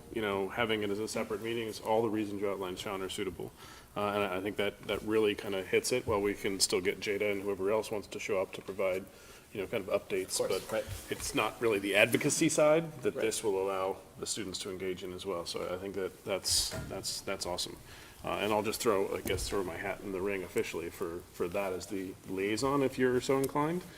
I have 2 high schoolers as well, but, having these 5 wonderful students and being able to help with agenda forming and scope and structure and whatnot, I'd be happy to do if you're so inclined and the committee's so inclined as well. And we did talk about the first meeting, just to maybe, they're not going to, maybe not have them set the agenda, but us do an explanation of school committee and what it is and how it fits into the scope of things as well. And I love the idea of all of the other schools having a voice too. Yeah, I think a little bit of school committee 101, budgets, policies, goals, that kind of thing, just to. Where the line blurs sometimes. Yeah, well, sure. Okay, any other, before we, we'll go to liaison thing in a second. Any other comments or questions on the general approach before we, okay. So Tom has raised his hand. Anybody else want to arm wrestle Tom? Or I don't know what we'll do. Draw straws, flip coins, whatever, for that liaison assignment? Okay. All right, so Tom, it's all you. So, so we can take it offline, because I would like to connect with them and figure out sort of how to, kind of do the 101 type stuff, in relatively short order, and then we'll work on scheduling as well. I also recognize, by the way, that a 6 p.m. meeting might be challenging for some of us at times, so I know. I also have to go to Boston, so I'll work with everybody offline to find the first sort of relatively near-term meeting that makes 6 o'clock as accessible as possible for us. And you order pizza? Sure. If you bring dinner, it's a lot more feasible. You know what? Every 2 months, I will order pizza. I'm done. Yes, absolutely. And it better be good. And it's gonna be vegan pizza. So Carla, you're in charge of. It's a fundraiser night for high school. Pizza place. I have just the student. It was really good. It was delicious. It was made with pea proteins, but it was really good. Very good. Okay, so we are a few minutes ahead of schedule. I anticipate the program reviews may take a good chunk of time. Why don't we take a very quick, 5-minute recess, if that's all right, and then we'll come back and jump into the program reviews. Okay. Good? Okay. We are.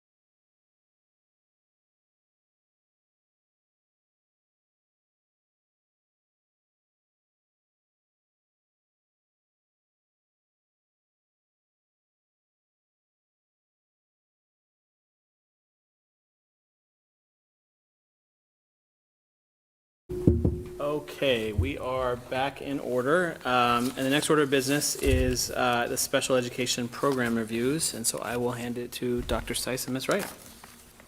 Excellent, thank you very much. We are really excited to be here and to talk to all of you about our process and our next steps in terms of our program reviews. What we're really going to show you is an overview of kind of what happened, talk a little bit about the executive summaries, and then really about what you're going to see from this and what are our next steps. So we really wanted to spend some time setting the stage because we take this work very seriously. It's important, and we know that we are in a constant improvement cycle.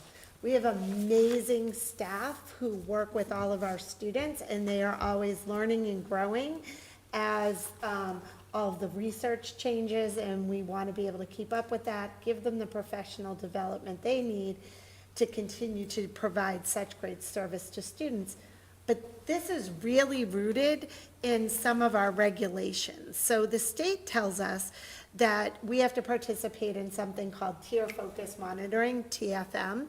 And it's, it used to be just a 6-year cycle that you ran it through. Now it's 2 3-year cycles. So the first cycle that we went through was the special education, and now we are focused on our civil rights. There's an additional one that we are also doing right now is military, homeless, and foster families, TFM. So it's really the state's way of looking at our compliance, our regulations, school committee policies, are all the things we're doing in motion to make sure students have the best education they can.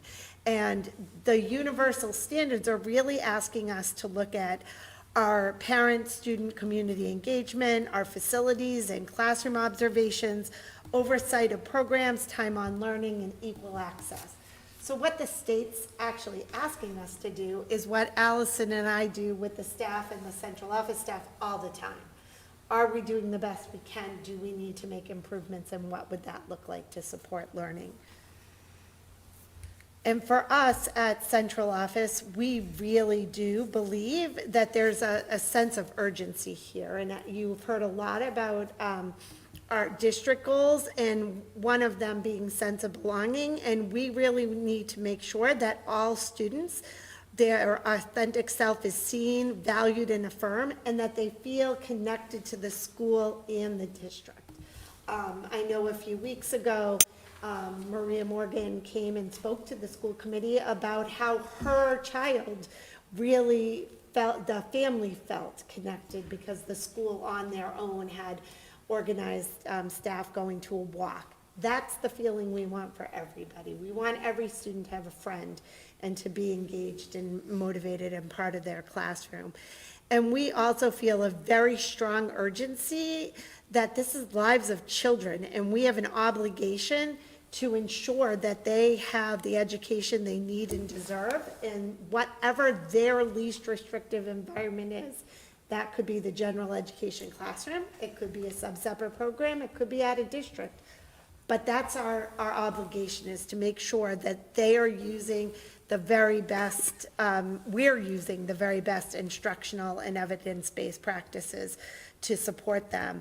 And we really want to work with families, and we know that there's always going to be improvements, and so our goal is to foster the communication with families and really develop open and trusting relationships so that we can have difficult conversations and even disagree, but disagree respectfully and in service of children and their education.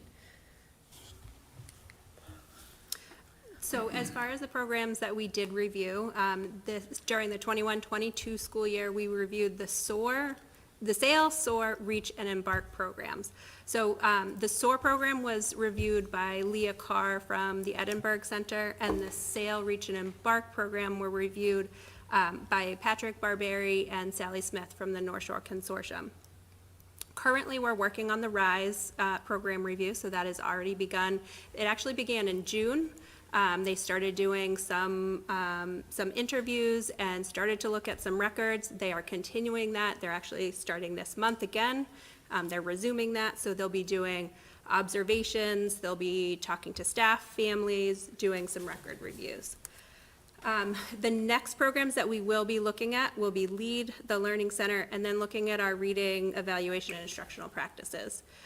We don't have a set timeline for those next reviews that we're going to be setting, but we will be getting some updates for the timelines for that soon.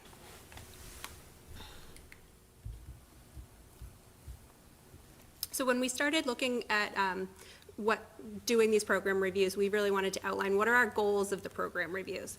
So some of our goals were we wanted to develop and calibrate what are our strengths and weaknesses within our programs. We wanted to have an outside perspective to do this. We really wanted it to be an independent observer coming in to really give us a very true picture of what our programs look like and what those strengths and weaknesses are. We wanted to ensure that we had the evidence-based practices in our programs and to develop action steps to inform us of the strategies, systems, and staffing to improve those student outcomes. And what I mean by evidence-based practice is really curriculum that consists of practices that have been vetted through rigorous research. So that's really, we want, the researchers are doing very controlled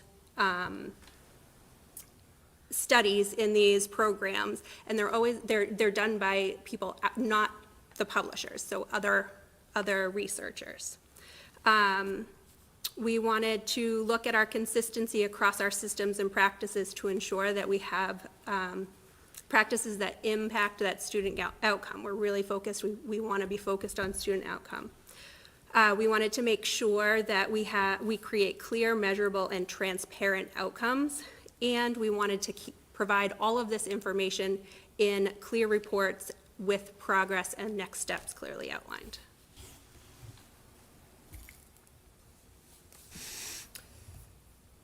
And we recognize that this is just the beginning. This is going to, as Jen was saying a few moments ago, this is something that we're going to be continually circling back on. So while we did this review, we are going to continually look at our practices and then do it again at some point. We want to make sure we're continually looking and evolving as our programs and students do. And so to root back in the tiered focus monitoring, one of their requirements is that special ed programs be evaluated regularly. And the standard is usually one program a year, and it can be internal. It does not have to be external. And their requirement is just that you have to say you did a document review and you did interviews. And so that's what the state is looking for. And so when Allison and I became a team, we really started talking to people. I met with families, Allison and I met with families and staff, and we really tried to hear about what was working, what wasn't working, what were the concerns. We were able to go in and do some observations and talk to people and really learn about what was happening. And then, of course, as we started doing this work, we focused right away on some of our reading practices and made some changes to the way we evaluate and how we then link our instruction to those evaluations. And as we were going forward, then COVID hit and everything changed a little bit for us. But what we were finding is through our informal program reviews, we were uncovering things that we really felt like needed to be addressed by a third party. We had heard from the community some significant concerns, and we really weren't clear on why or how some decisions had been made historically.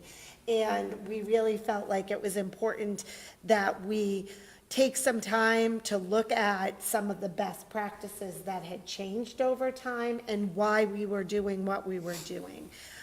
So we started to interview people to come in and do our program reviews.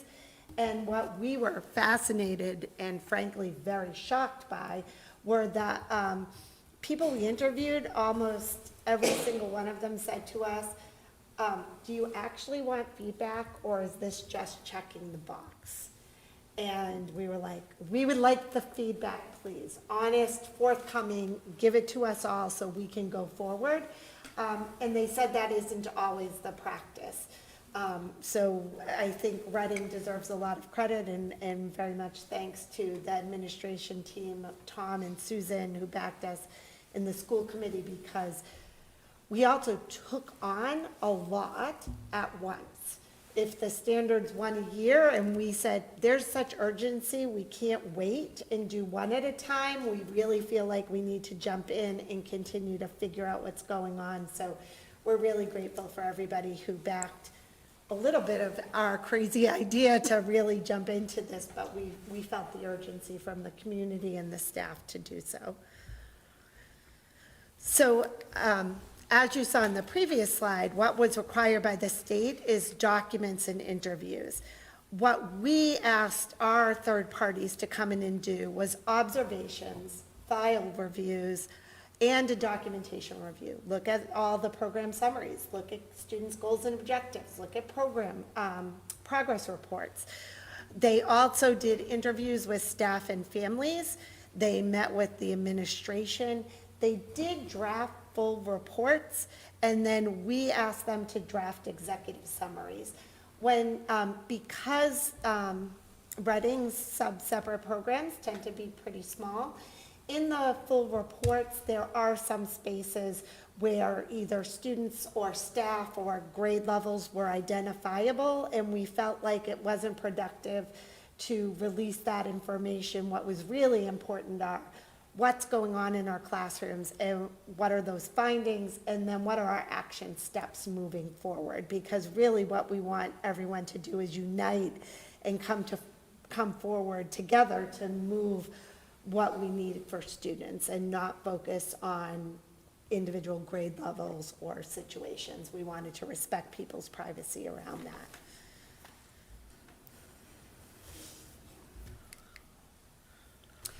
So this is the timeline that we had presented back in June at school committee to outline what our next steps were. So just to review this, what our steps were since then. We did meet with all of the central office in June, and then continued over the summer with additional central office and calibration meetings. At the end of August, we did meet with all the principals and the team chairs to review the findings of the program reviews.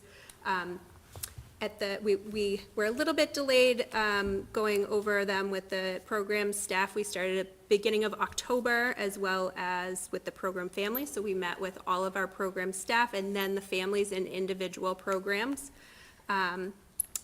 And we just, this past Tuesday, met with the CPAC and presented this presentation. And now we're here tonight. We have made the commitment to do updates to school committee so we can really be telling the community what our concrete steps are and present those measurable goals that we're going to be setting. So we look forward to continue these check-ins with the community and school committee to give updates throughout the year. And that transparency is really going to start with all of the program staff and families received the executive summaries when we met with them. We then provided the CPAC Tuesday night with the executive summaries, and we got some great feedback from them. They felt like out of context, not knowing some of the programs, a little description of the program at the beginning of each one would be helpful. That was super important feedback to us. We've reached out to the people who wrote the executive summaries, asked them to update them, so. And update already, they are ready to go, and we will be ready to post them tomorrow. And so they will be posted publicly on our website. So we really want to make sure everybody has access to those. And as we start to develop all of our action steps, those will also be posted. So we wanted to make sure people were aware of that. When you look at the program reviews, there are actually some real strong themes running throughout each of the reviews. And so the first one is really making sure we have K-12 alignment. And the reason it says K-12 is because they haven't reviewed RISE yet, but we are in the process of that. But what we were finding was that maybe elementary was doing one thing in a program, middle school was a little different, high school was a little bit different. We heard that clearly from a lot of parents whose students transitioned between levels, and we also knew the staff was doing some different work, either programmatically and/or with curriculum. So across the board, we need to make sure our programs are vertically aligned. So the curriculum and the strategies and all of the support students have in elementary school continues to middle school and high school, and obviously shifts because the students are getting older, but there's a common thread, and the skills are being built upon through each level, and that was a major theme that we needed to enhance those vertical alignment pieces. They also really stress the need to ensure consistent instructional practices, really meaning that we used high-quality curriculum. We did have some questions for the CPAC. People were wondering, you know, where would ABA come in versus a different type of natural environment education? What's the difference? So there are going to be pieces where things are individualized for students based on their needs, but whatever that is needs to be rooted in a solid foundation, and that it's consistent. One of the other consistent pieces we needed across the board that everyone talked about was data collection, that we are collecting the data and sharing it out on a regular basis, and that we are making that our instructional changes based on that data. We're not just collecting data for collecting it, but we're adjusting our instruction as we receive it. One of the other major themes was effective transition planning. And so we've heard a lot of concerns about students moving between grade levels, elementary to middle, middle to high, high to post-high school, whatever that's going to be.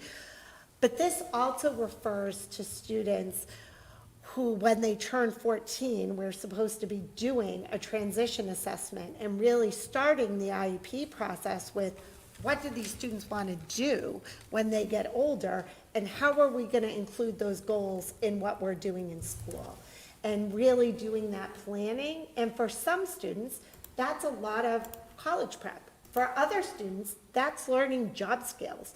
That's learning leisure activities. And are we providing all of those right opportunities for our wide variety of students? The other two areas are really kind of linked. The consistent programmatic professional development, that we need to make sure everybody has access to the right professional development. And that includes general education staff as well as our paraeducators. Everybody needs to be in lockstep with that. And we really want to make sure it's targeted and focused and inclusive. And part of what we're doing, the example I gave to CPAC, is as we're thinking about our middle school program moving to Parker, we've already started planning for trauma-based instruction for all staff. So when the students are welcomed in, everybody's going to have a basic knowledge, and that's what needs to happen in all of our schools across all of our programs. And we want to make sure everybody is included in that. So those were some of the major findings that were consistent across all of the reports, and now we're going to give a little bit more of the specifics. So when we talk about the that focus on vertical alignment, that is a very easy thing to say in some ways and a huge task to undertake. And so the reports themselves actually recommended that one person be hired to oversee this program oversight. That's a huge skill set, to be able to oversee students with very different disabilities and be able to bring people together. We also just have been rolling out these program reviews, getting the summaries, and it's outside the budget cycle, and we don't want to wait. We didn't want to wait for the position to be created, and we didn't want to wait for the right person to do this job, if such a person exists out there. And so we felt like it is really better to jump in with urgency and evaluate the effectiveness of what we're doing, and then determine which model is best to have that program oversight. So what is going to happen is we've contracted with Sally Smith and Patrick Barbieri, who work for North Shore Consortium, and they're going to work with a group of team chairs all year. They have already met. They are going to be sending out letters to families, so the families will know who their contact person is that is going to be working with the programs. And then they're going to start to really flesh out all of those goals and what we need to be doing in order to move things forward. Because we felt it was, again, this is very important work, and we didn't want to lose sight of it, and having a third party come in and help us lead this work is really going to allow us to be as consistent and transparent as possible.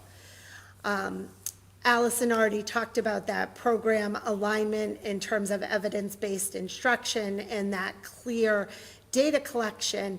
But we really need to nail down what is our common mission, vision, and transition planning. And how does everybody talk about it? What do they know about the programs? And that includes, Allison and I had started working on the program descriptions, which had started in the district. Prior to us starting, we updated them. They could be updated again. They could always be better. That's going to be some of the work this year. And Allison and I had also started working on the exit and entrance criteria, which we know from families has something they've been asking for a long time. It's a difficult task, and we had started when COVID kind of hit, and that's going to be one of the major things that they are working on, so that all of that, who belongs in the program, at what point does a student really need programmatic instruction versus special ed instruction in their building versus out-of-district programming, that clarity is going to help make those decisions with the parents and the team. One of the other major recommendations was to work on the transition. They actually recommended that we hire a transition specialist to come and work in our district, not only to do the evaluations, but to help us plan, find different opportunities for students. So we're going to continue to evaluate that as the budget cycle approaches and be making some recommendations around that. We have been contracting with SEAM to get some more program evaluations put into place. Transition evaluations put into place. We also had Ali Sarno, who's one of our school psychologists, and Tina Nutter, who's one of our team chairs, diving into what are the best assessments, what are quality transition evaluations reports look like, and we've already purchased all of those materials and started to provide training, but we want to make sure we're doing the best job possible as we can go forward with this. So a little bit more of what we will expect for this year. So as Jen already mentioned, we've provided the summaries to the program staff and the families, and we will be publishing those to the website tomorrow, the updated ones. So we're excited to get those ones out there. For the program oversight, we wanted to just let you know who the team chairs will be that will be overseeing this work. So Kelly Decato will be overseeing the REACH program. Tina Nutter and Adam Blaustein will be overseeing the SAIL and the Embark program. Melissa Forbes will oversee SOAR. And while we didn't review the LEAD program this year, we want to do this work in conjunction with the other programs. So Renee Lamaro, our literacy coach, will be overseeing the LEAD program. So just wanted to clarify a little bit with what their role is they will be doing the program coordination vertically. So Kelly, who's in the REACH program, who is a team chair at Barrows, will still be the team chair at Barrows, but she'll be supporting the REACH program vertically.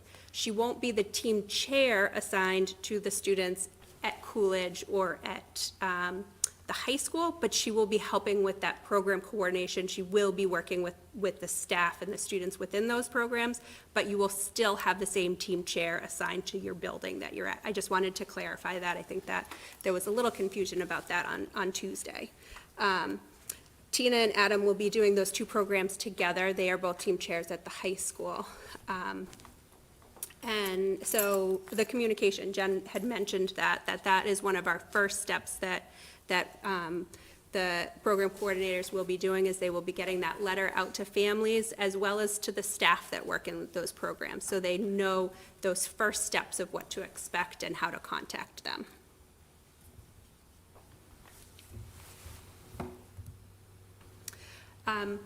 So we started those meetings, as Jen just said, with Patrick and Sally earlier this week, so we're excited about that. We'll continue to have those meetings with the program coordinators as well as other stakeholders in the district. They're going to be looking at those program descriptions, the exit and entrance criteria, our referral process. That's going to be a big one as well. We want to make sure that we're referring the right students to our programs, because really our goal as a district is to be providing students with their education in the least restrictive environment. So we want to make sure that if we are moving a student out of their home school for a specialized program, that we are doing that for, it's the right move for that student in the least restrictive environment. We will be looking at the curriculum and all the data collection. I know Jenna mentioned that also. We are looking at doing a pilot of a data collection system, so we're excited about that, something that was researched and looked into by our BCBAs. So that's definitely a big focus, that we need to make sure that we're collecting the right data in the most efficient way possible, and data that's going to help inform what services and practices that our students need. We're going to be doing a lot of budget analysis and looking at our staffing needs. Do we have the right staffing in place? Not only these new positions that were recommended within the program reviews, but also do we have the right staffing levels in all of our programs vertically? We'll be looking at the different PD that both our staff, our teachers, related service providers, and paraeducators will need, as well as our general ed staff, if that is an area that we need to look at too, for our general ed staff that work with students in our programs.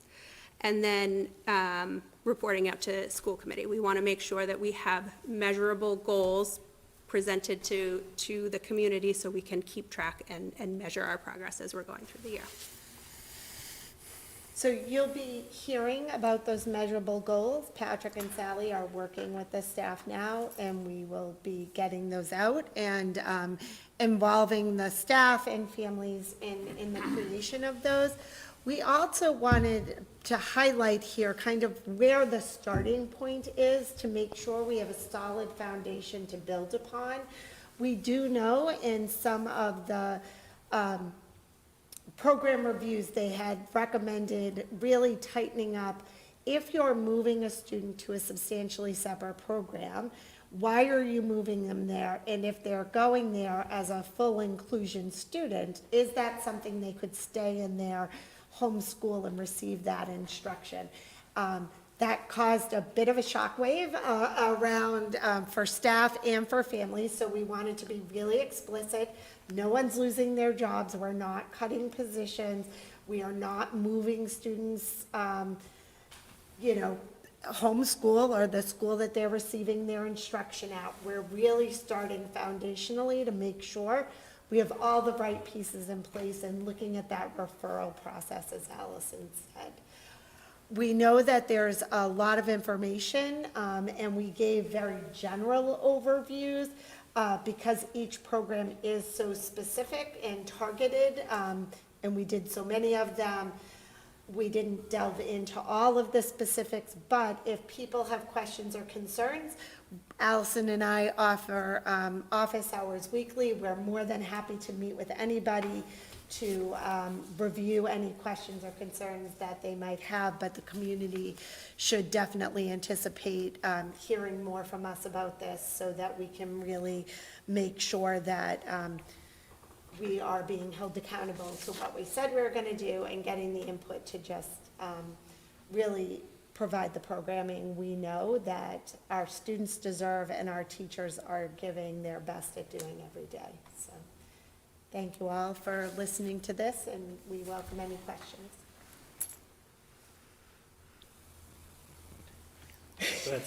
Somebody else start. Who's going first?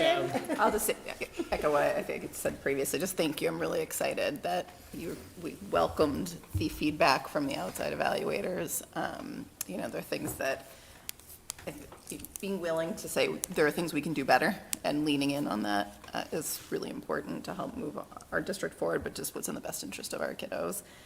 So I'm really excited about all of that, particularly the entrance and exit criteria that we've been asking for a long time, so I'm super thrilled about that. One question, in terms of, I know, Allison, you mentioned that you're trying to lock in on a timeline for a lead learning center and reading about and instruction practices. Do you have any sense of what we'll be able to complete this year, just in terms of aligning what we're doing and not missing out on pulling those in as well? So as I said, we're definitely doing the RISE. So the RISE program will definitely be completed this year. I think the next one that we will, of the other ones, is the Learning Center, and we really just need to be looking at when we can start that work. Okay. So we talked about it earlier today, and we just didn't have a commitment for the time that we could start, but that's probably the next one we should expect. But just to be clear, even though we didn't review the LEAD program, they're engaged in all of this work as well. So we're doing all of the programs, walking through this process. Thank you. So I'll just piggyback on Sarah. This is a lot. I'm sure you guys have been dreaming about it, living it, breathing it for a while. So I just want to echo that I appreciate how much you took on at once, because there was that urgency, right? There was that much that really we needed to take a deeper dive. I appreciate how extensive the process was, and that we're identifying the areas for improvement. I said this to you, but I'll say publicly, as a school committee member, my first response is okay, what do we need to fund? What do we need to add? Because there's a lot of potential adds based on these recommendations. And I recognize that the budget is right around the corner, and you might not be ready to make all of these decisions. But in line with that sense of urgency, I hope to see some of this reflected in the budget. And I guess, figuring out what we most need, what's going to have the biggest impact, what's going to benefit the most students, will be some hard decisions, I'm sure. But that's sort of my first reaction is okay, what do we need? How can we support you in getting it? Thank you. I did want to add, I just want to be clear that we are still continuing to look at our programs and improve and buy materials. Susan Botan is a miracle worker. We went to her and said, how about a popcorn machine and a coffee maker? And they materialized for one of our programs, and we've been able to buy some more curriculum. So I just want to be clear for the families that the staff is wonderful advocates for what their students need, and we're still we're funding all of that as we go, but there will be some probably bigger asks as well. And I don't mean to imply that you're not doing things now, or that, the team chairs as program oversight might be the answer to that recommendation. That you might find that that's really effective, that they really, I know you said they're thrilled to take that on. So So I don't expect that everything in here will be like showing up in the budget, but I hope to see some of it in a way that we can support things in moving forward. Thank you. Chuck? So, thank you. This was great. My question kind of along those lines, not so much the budget aspect of the positions that were recommended, but they're pretty specialized skill sets. Are you engaging somebody to help you recruit people, or how will we go about finding people to fill those jobs?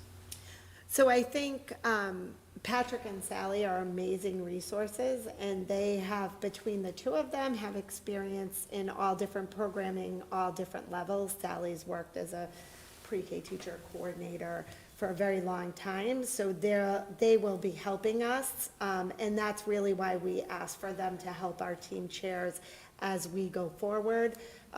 We did talk to them as we were looking at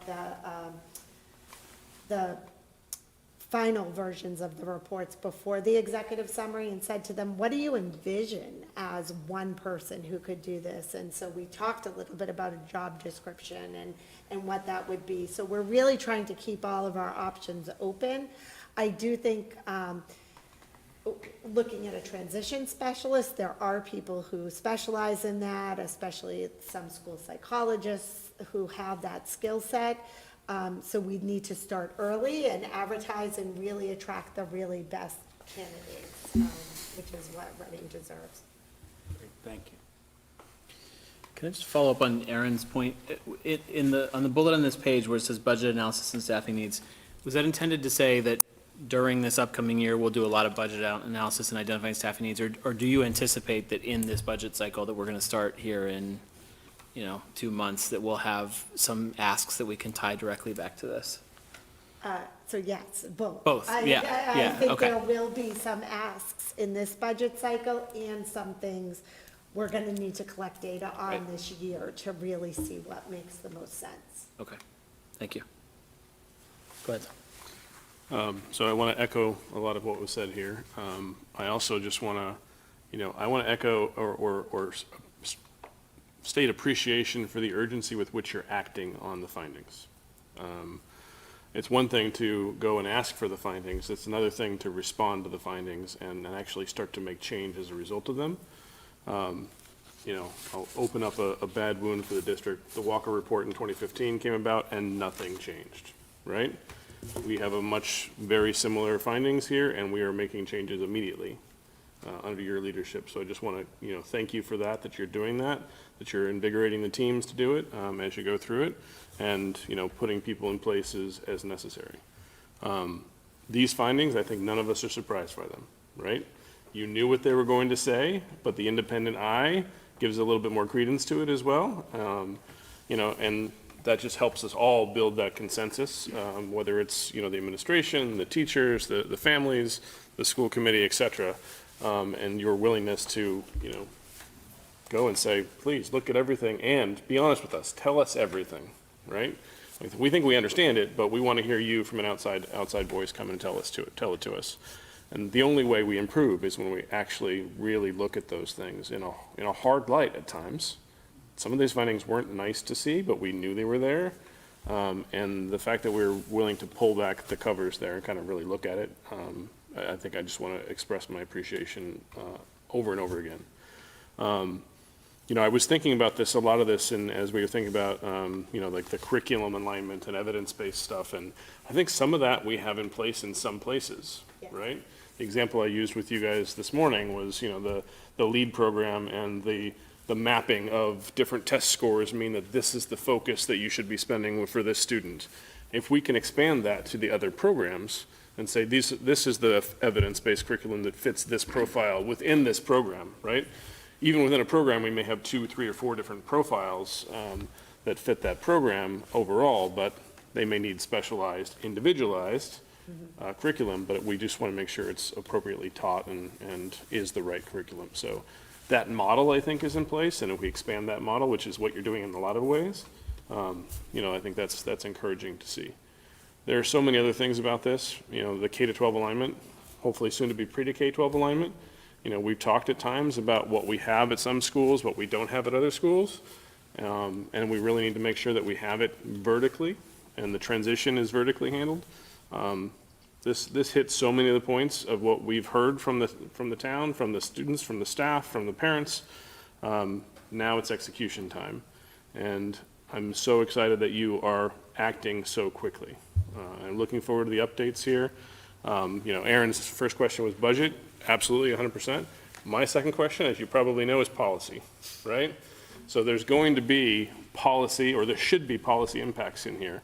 We have one policy on special education, and that's not enough if we want to have sustainable programs. So I'd like us to think about that as we go through this as well. What policy impacts would we want to put in place the right foundation going forward? So when you win the lottery, it's still there, right? Because there is a lot that can be built here, even if we just look at some of the MGL. But if we look at how we want programs to be run, so they're efficient, effective, we have the right teachers, the right pairs in the right places, the right quotients of them, you know, what makes it financially sound, et cetera. There's a lot that we can put into that place to have these programs now become something going forward. What makes us launch a new program, right? What's the, you know, volume of students that's necessary to go into that? What makes us close a program because we don't have the volume of students? I mean, those are some of the questions we should be asking ourselves as well. Don't just keep a program because you had a program if you don't have students that should be in the program. So I think there's a lot here that we can learn, and I'm really excited about the actions that have happened as a result. Just one other observation. You know, obviously, a lot of these recommendations are very, very specific to these particular programs, but things like vertical alignment, high-quality curriculum, you know, targeted and effective PD are trends that have popped up in the general education context as well, right? And so, you know, I'd like to think, I believe, that some of the both process changes, but also sort of, I'll say, cultural change we're driving in those spaces will, you know, there's a rising tide lifts all boats kind of thing there, right? Is that the right one? Yep. Yeah. I think there's probably something there as well that, you know, I'd like to think probably extends to some of this. And obviously, again, there are very, very specific program applications as well. But just an observation that some of those themes are not unique challenges for us in the special education context per se, so.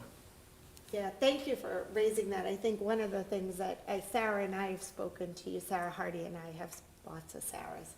Sarah Hardy and I have spoken to you about is how we really feel that our work dovetails. Right. And I can tell you with all of the PD and the new curriculum rollout, the special educators are in lockstep getting PD so that they understand the general education curriculum, can help modify and accommodate it as needed, and then know where this isn't going to fit for all students. And so, and then what would those be? So I think that's exciting, and your analogy, I think one of the places I see this so clearly is where Dr. Milichewski presented our district improvement plan.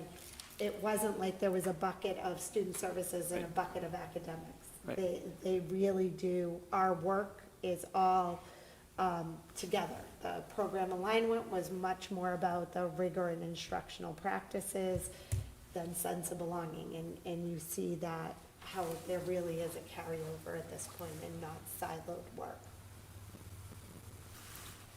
Any other comments? Ms. Morgan. Hi, thank you.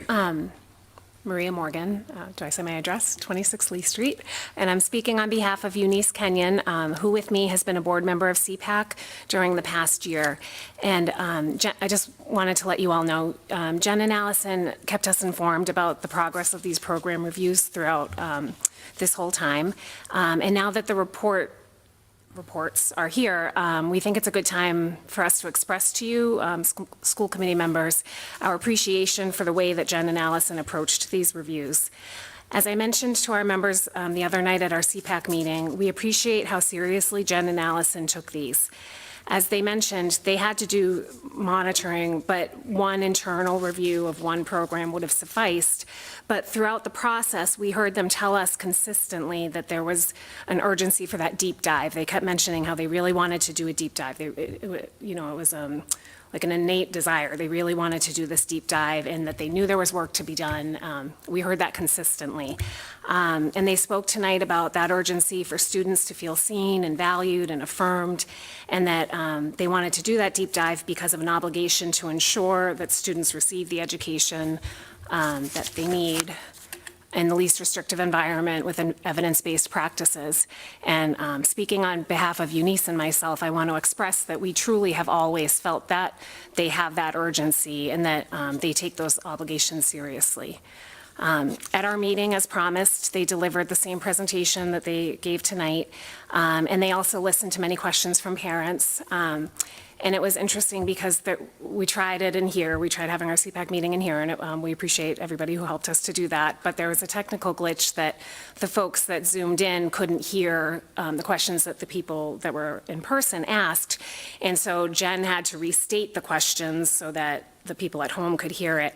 And it just is uncanny how she's able to capture what someone is saying when someone is bringing a concern or asking a question, like on the fly, able to hear and articulate what that person is saying. And there was one moment that I could just see like relief in someone who had said a question, and Jen was able to restate it in such an eloquent way. And in the special ed family experience, there's no worse feeling than to feel unheard. And there's no greater feeling than to think that like what you're saying is really being understood. And in my experience with Jen and Allison do that like no one else. At our meeting, I told parents that Eunice and I consistently get that transparent and open communication. And we encouraged parents that night to trust that that's the tone being set from the top of student services. So to have optimism that could be the tone of team meetings, even difficult ones. Jen said something that I always say too, we don't always agree, but we're always partners, and we always have to be that way. I don't mean Jen and myself. I mean, whatever, team members or whatever, you don't always have to have the same opinion. I mean, you might not always agree, but probably it's true. I don't know, maybe it's true for us too. I don't know. But anyway, you always have to be partners. And I appreciate that. So hold on. So Jen and Allison, they're approaching this program review process the way it should be approached. But, Eunice and I are keenly aware that just because that's how it should be, that's not always as it should be, or like maybe not even frequently as it should be, across the state or across the country. So, we recognize that, and we want to recognize that to you. And, this seems like a good time to pause to do that because we know this is a lot going on right now. We want to thank the staff that spoke so frankly. I felt really sad to know that so many people asked if they really wanted honest feedback, but I feel grateful and relieved that not only did they ask, but that they felt safe enough to ask. They felt like it was okay to pose that question. That's a big thing to say, like, do you really want the feedback? And again, I think that speaks to Jen and Allison's leadership and the tone that they set. And, we want to thank the staff in general, like I would imagine having the program that you teach in or that you're a chair of, having it be reviewed, reports are coming. That's got to be a lot. So I want to, express my gratitude to them that like everybody's doing this and open and, doing what is necessary for the kids. We also want to thank the team chairs, especially the ones that are taking on the oversight roles. There has been so much on their plates already, and the fact that they are stepping up into these roles and recognizing the need for it for the good of the program, which of course is for the good of the students. And a CPAC member the other night even asked about that, like, will they be okay? Are they going to burn out? This seems like a lot. And, Jen and Allison assured us that the team chairs that are doing this were eager and that they would be compensated. And we just want to add our thanks to that. And we want to thank whoever is supporting student services in this work because it is really important work. And I'm pretty sure Jen mentioned support from Susan Botan and her team the other night, and we want to thank them for that. We want to thank you all for your support. you school committee members for your support of these reviews. They were ambitious, as we all know, but I mean, they truly were. They were ambitious. And I thank you for trusting Jen and Allison that this was necessary work to do. And I hope that moving forward, my mind went to budget as well. I hope moving forward that you continue to support their work. And just as an aside, you mentioned the Walker report. Like there has never been a doubt in my mind that action's going to be taken. Like with this team, I never was like, oh, we're going to get this report and nothing's going to happen. And at the same time, I knew that, the people in charge of this, are thoughtful, considerate people. So I did misread the report, and I thought it said that my son would be moving schools or something. Whatever I read, it was, not the right thing. And 4 years ago, I might have been like, oh, I want him in his neighborhood school. Well, now he's in his, his program school, and like the thought of him moving now, like that would not be good, But I had every faith that, that they're not just going to be like, oh, it's in the report, well, we need to do it, too bad. Like I knew it would be, that conversation piece would be there. Well, what's the best thing? Yeah, that's what the report says, but what's the best thing for our families? And I knew that we would all be part of that conversation. So, so CPAC is invested in this, and we're here to advise and support as needed. And thank you for allowing me to talk. Thanks, Maria. Anything else on this one? Okay, thank you both very much. It's great. Thank you. Okay, we just have two last orders of business here. So one, there's a charge in your packet. I think it may have been labeled as a draft charge, but I think it's final now. From the select board, creating a Simon's Way Exploratory Committee. So this will be an ad hoc kind of advisory committee to the select board. You can see the membership that they've defined on the first page of the charge. It's a select board member, a rec committee member, a CPDC, CONSCOM, permanent building committee, school committee, and then council on aging. And at a high level, the intent of that committee is to sort of explore possibilities for the Simon's Way property that we acquired in town meeting a couple of years ago, I think. Those uses, as we've all seen, could include recreation, could include other types of town buildings. It could include potentially a senior center solution. So there's lots of different possibilities there. So again, we've been asked to identify a liaison. My initial reaction was that this had a sort of maybe a rec committee tie-in, but I want to sort of see what folks' interest is, and depending on how many folks raise their hand, I may chew on it and assign somebody not in this meeting. But I'll leave it there and see who's interested in serving as a liaison on this one. Be interested, but I don't want to arm wrestle anyone. Okay. And I say, Aaron, your hand as well. Yeah, I'm interested Okay. in the possibility there. So I'd love to be at the table, but I'm not going to, I would definitely lose in an arm wrestle to Chuck. So. Okay. All right, let me, go ahead, Tom, sorry. I think this, I agree with your initial inclination of it being kind of a rec committee type alignment. It's not the only answer, obviously. Yep. There's a lot of other potential answers there. I think there's an interesting dynamic from a rec committee perspective here that, Aaron, I'd want you to think about, if that's the case, since Eric is on the rec committee, and how that plays. Chuck, I think from that perspective, you've been on the rec committee for a long time too, but the whole rec committee husband-wife thing, I think, is something that just should be thought of. I'm not saying it's wrong necessarily, but something that should be thought of as we try to figure out who the right person is that goes onto this committee from our perspective. So just a food for thought item. For what it's worth, the rec committee already chose their. I was going to say, it's not Eric, right? Yeah. No, it's not my husband. And you're right, Tom. I mean, rec is certainly not the only outcome here. I think it's probably the one that's most likely that has a tangible benefit to students, to our student population. Not that the other possible uses aren't worthy and important for the town as a whole, but just as we think about kind of the school population.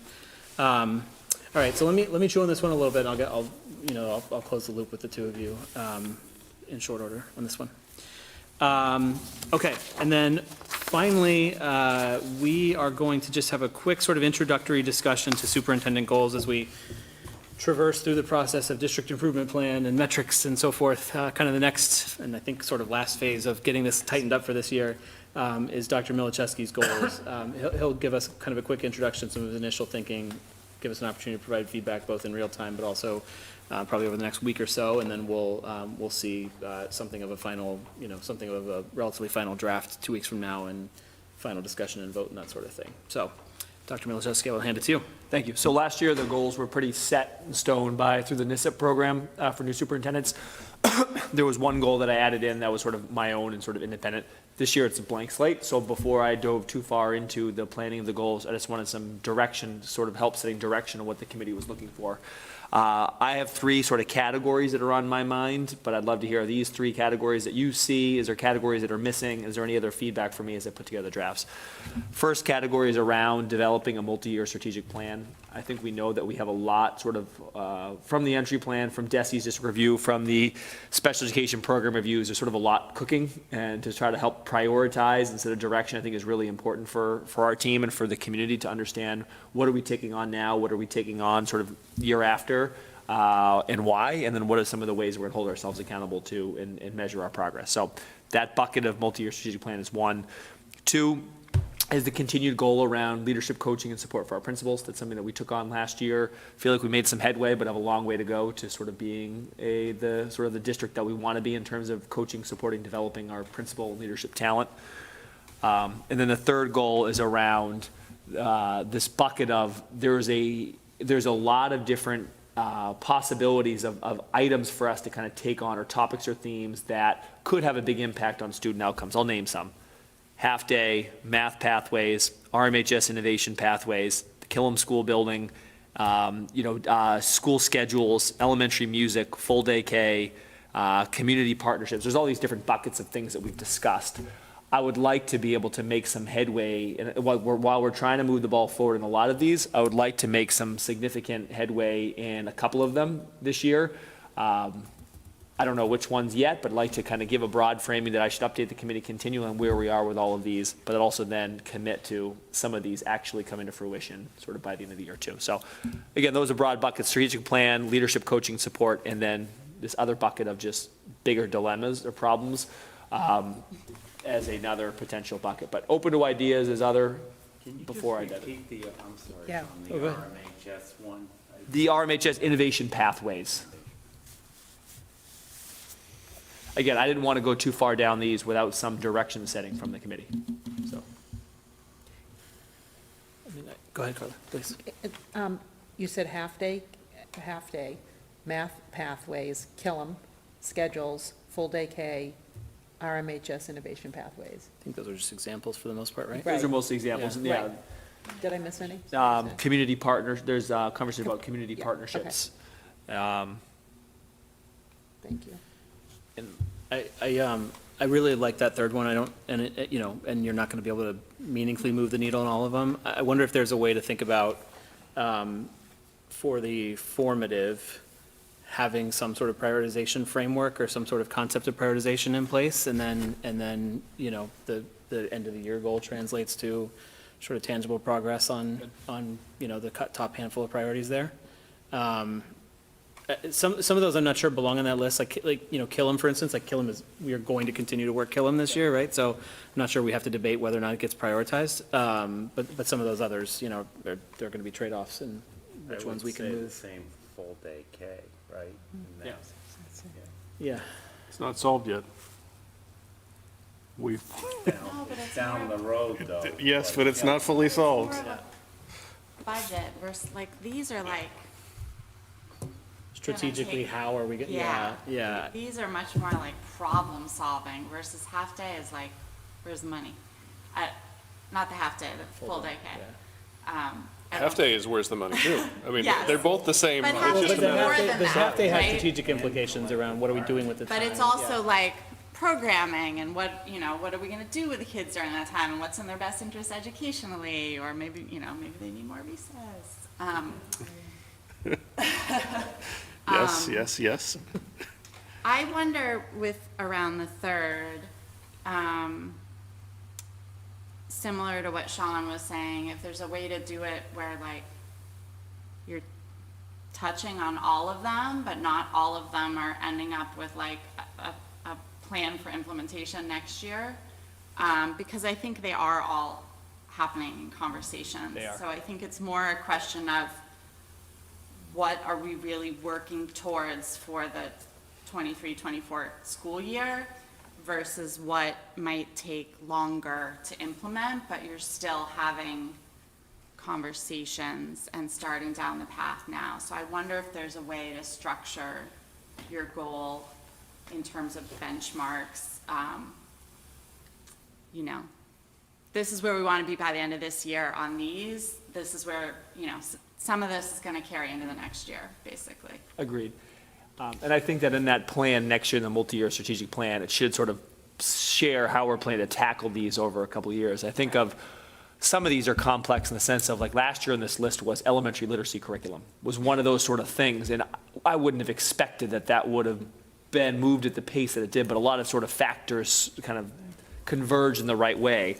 Similarly around, like, middle school common assessments, that was something that's on our radar, but I didn't know it would materialize in this way. So I think I have to figure out in the goal some way to show progress towards some of these, but then also actually get some of these to be able to check and say that we've put a big dent in them. And I just don't know if I'm in a place yet to be able to narrow in on the one or two that I think we can get movement on this year. So I'll toy with that a little bit and I don't even know if that's not even the complete list. I don't know what the other things are. We can talk through that too. And I think depending on who you talk to, they would identify different levels of urgency. You know, Correct. As a parent at all three levels, I'm like, I want to see all of it, right? Like, I think it's all urgent right now, but I know that that's not feasible. And obviously, like, we want to see all of it done well. Correct. So. Carla, did you have something? You go.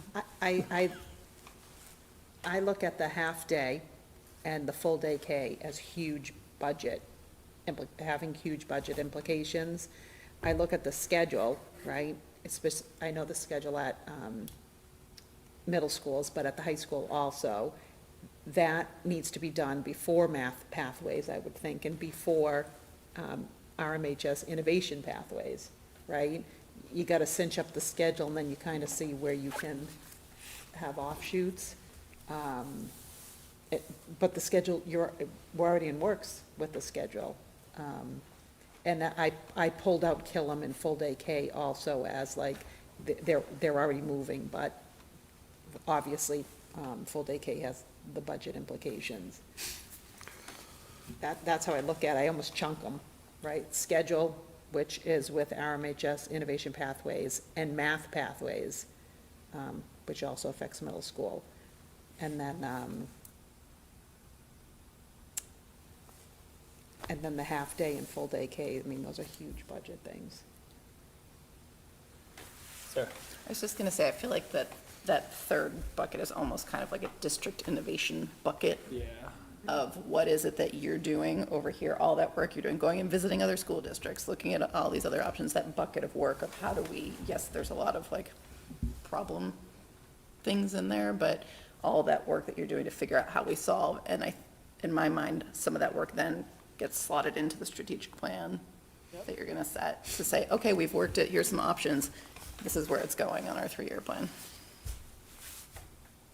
That's a really good point. Some of these, we may have a better idea at the end of the year, what steps we're going to have to take over 1, 2, 3 years to get there, right? Oh, sorry. Go ahead. Yeah, I'm gonna slot almost directly behind Sarah in that regard. I think there's not enough time being spent in this conversation on the strategic plan, because the strategic plan may address what the order of operations for those other things needs to be. And that, as the CEO, if we want to call it, of the district, you have to, in concert with us, figure out what that's the big thing. That's the one that's going to move the needle. These are deliverables as part of that strategic plan. Many of those things in the third bucket you're talking about, right? So, and I really like the way Sean framed it from a formative perspective versus summative perspective, because all of this is all great, but if we have no priority scheme about how we're going to choose which one to do, we're going to, you can chase your tail until the end, the cows come home. So we really need to think about how are we going to prioritize, and then how does that impact how does that lie into or roll into the strategic plan?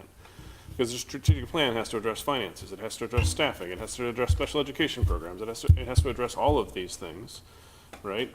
Over the 3 or 5 year horizon, as the case may be. And these are pieces that layer in to that strategic plan. So if you can solve 1 or 2 of these as part of the process this year, great. But the real solution is, what is the prioritization? What is the mechanism to provide the prioritization, right? Is it how many kids are impacted? Is it budget cost impact? Is it how, union alignment from a, contract perspective? What is the mechanism from a decision tree perspective about how you can move some of these forward? Urgent versus important, right? They're all urgent. And I think that one of the other questions for that framework is, which one of these are foundational for the other ones? Right?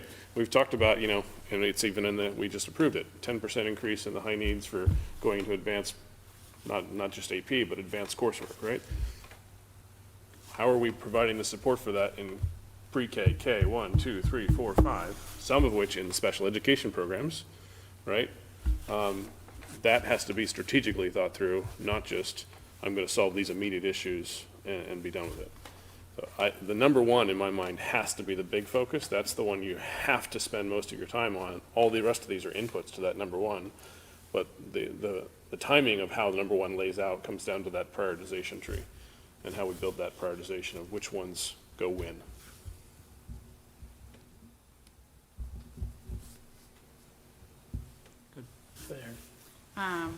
Just because no one brought it up. I support you still having the leadership, coaching, and support goal. I think that's,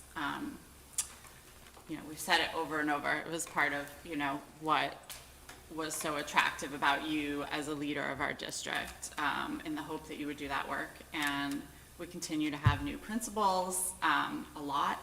So I think, investing in them and developing their, their leadership skills is phenomenal and is vital right now.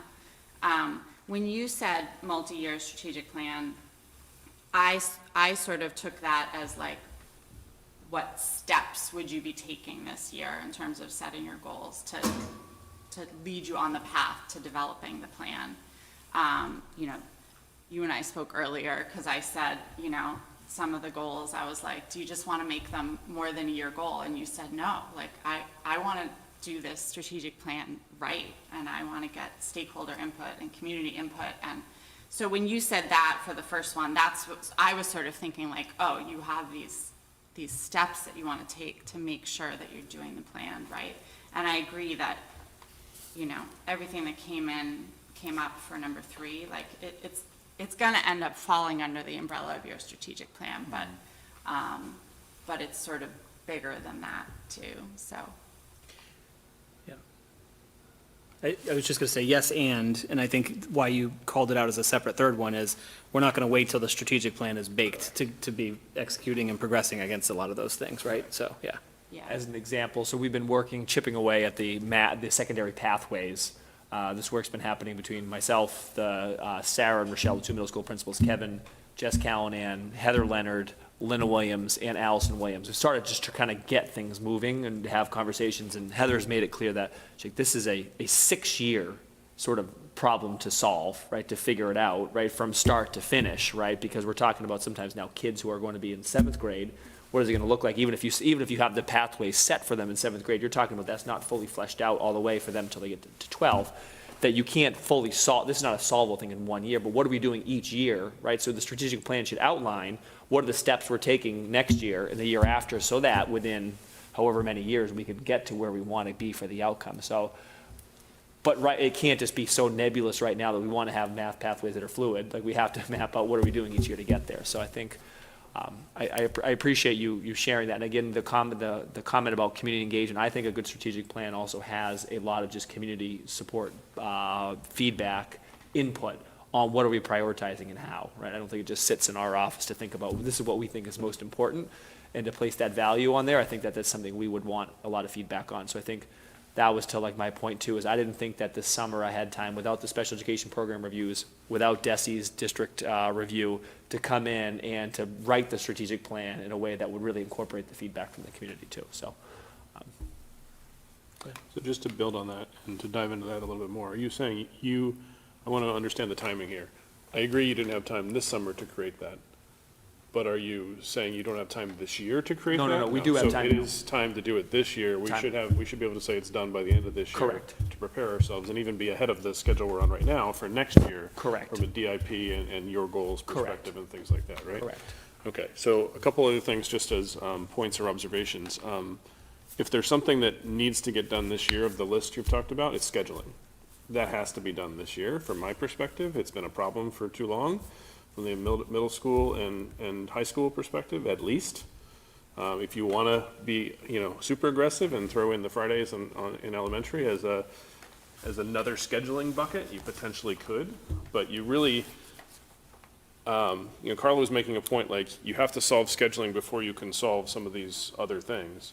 I think you kind of have to solve them in concert or with them in mind, right? You can't create a high school schedule without the innovation pathways in mind, so there's relationships there, but we definitely need to move the ball in the scheduling pretty heavily this year to really open up. Like you've said, what is it, 42 minutes or 52 minutes of math a day is not going to move the ball at the middle school level. We need to address some of those things. I would think that's, of the ones you've talked about, that's the one that is substantially possible to achieve in 1 year without a massive impact on budget or other things along those lines, right? As something that you can put your, stake in the ground. This is going to get done with the 3 principles in mind, with the other things, and then with a concert of how those other things interact with it from middle school math pathways, and high school paths. The other thing I think you didn't mention that I think should be on the list in some way, shape, or form is middle school literacy. True. Right? You already have that in flight as well. That should be part of that bucket.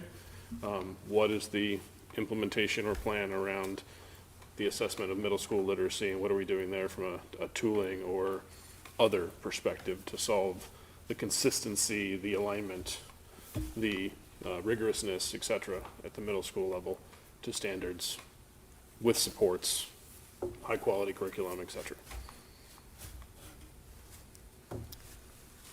Go ahead, please. I would add, just jumping off of what you just said at the end, Tom, of the middle school literacy is alignment with the middle schools in terms of schedule, in terms of course offerings. I circled schedules because in my head, that, like Tom, that to me is number one, and it fans off onto other things. In terms of community engagement for math pathways, I mean, Chuck and I could go back and say, we can tell you over the past 10 years, Jeff, right? Rebecca Lieberman, over the past, like, all the different options that are, every one of my kids went through a different route because they were just laid out. So that community involvement would be huge. You'd get a lot of information about what worked and what didn't work.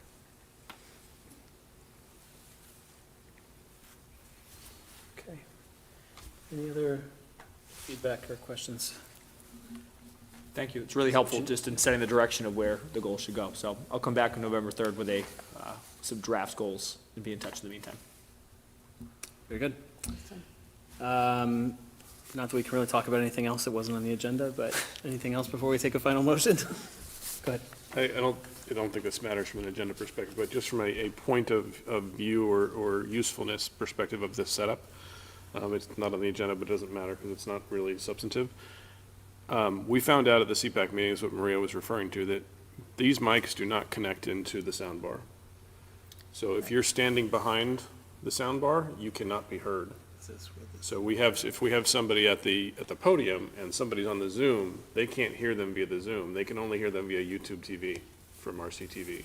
So at some point, we probably need to figure out how to get the microphone from the podium connected into the Zoom in some way, shape, or form, so that if somebody's on the podium and somebody's on the Zoom, they actually can hear it. YouTube is fine, but if I'm on a Zoom to participate, I want to be able to actually be heard and hear appropriately as well. But we also figured out that it was coming from here. These weren't even working. That's my point, yeah. Yeah, right? So, I mean, they hear us because we're right in front of the mic, but if you're Exactly. behind the mic, you can't hear anybody. This one's And off right AJ's now. like, yep. So, AJ, do you mind just looking at, since, do you mind if I just mention, we can just look into that, we can touch base and mention, looking at it with our team too. For sure, yeah. Yeah. It's something we'll speak to Julian about. Awesome. Should we just move the podium? You can't because the way the camera catches the faces, and if you move it too far back, it starts to pull that into gear, and you have like this rippling crazy effect. So you just we need to figure out a way to get the sound from the mics, or that mic in particular, into, So even if it was right in front of that post over there, it wouldn't work? Because then they'd be in front of, if it's right in front of that post, you can't see Tom, Jen, Sarah. I guess what you're saying is if we slide everybody around this way, that's interesting. Just change the orientation, we can solve that another time, but. Yeah. I don't know. I just didn't know if it was as simple as. I think we can let the experts figure this Yeah. one out, but that's helpful, helpful to troubleshoot that, so it's great. Okay, is there a motion? There wasn't a motion yet. Nobody said adjourn yet. Motion to adjourn. Is there a second? Second. You gotta do it, Chuck. I said it already. Oh, sorry, it's up. It's okay. Okay, all in favor? All opposed, and we are adjourned.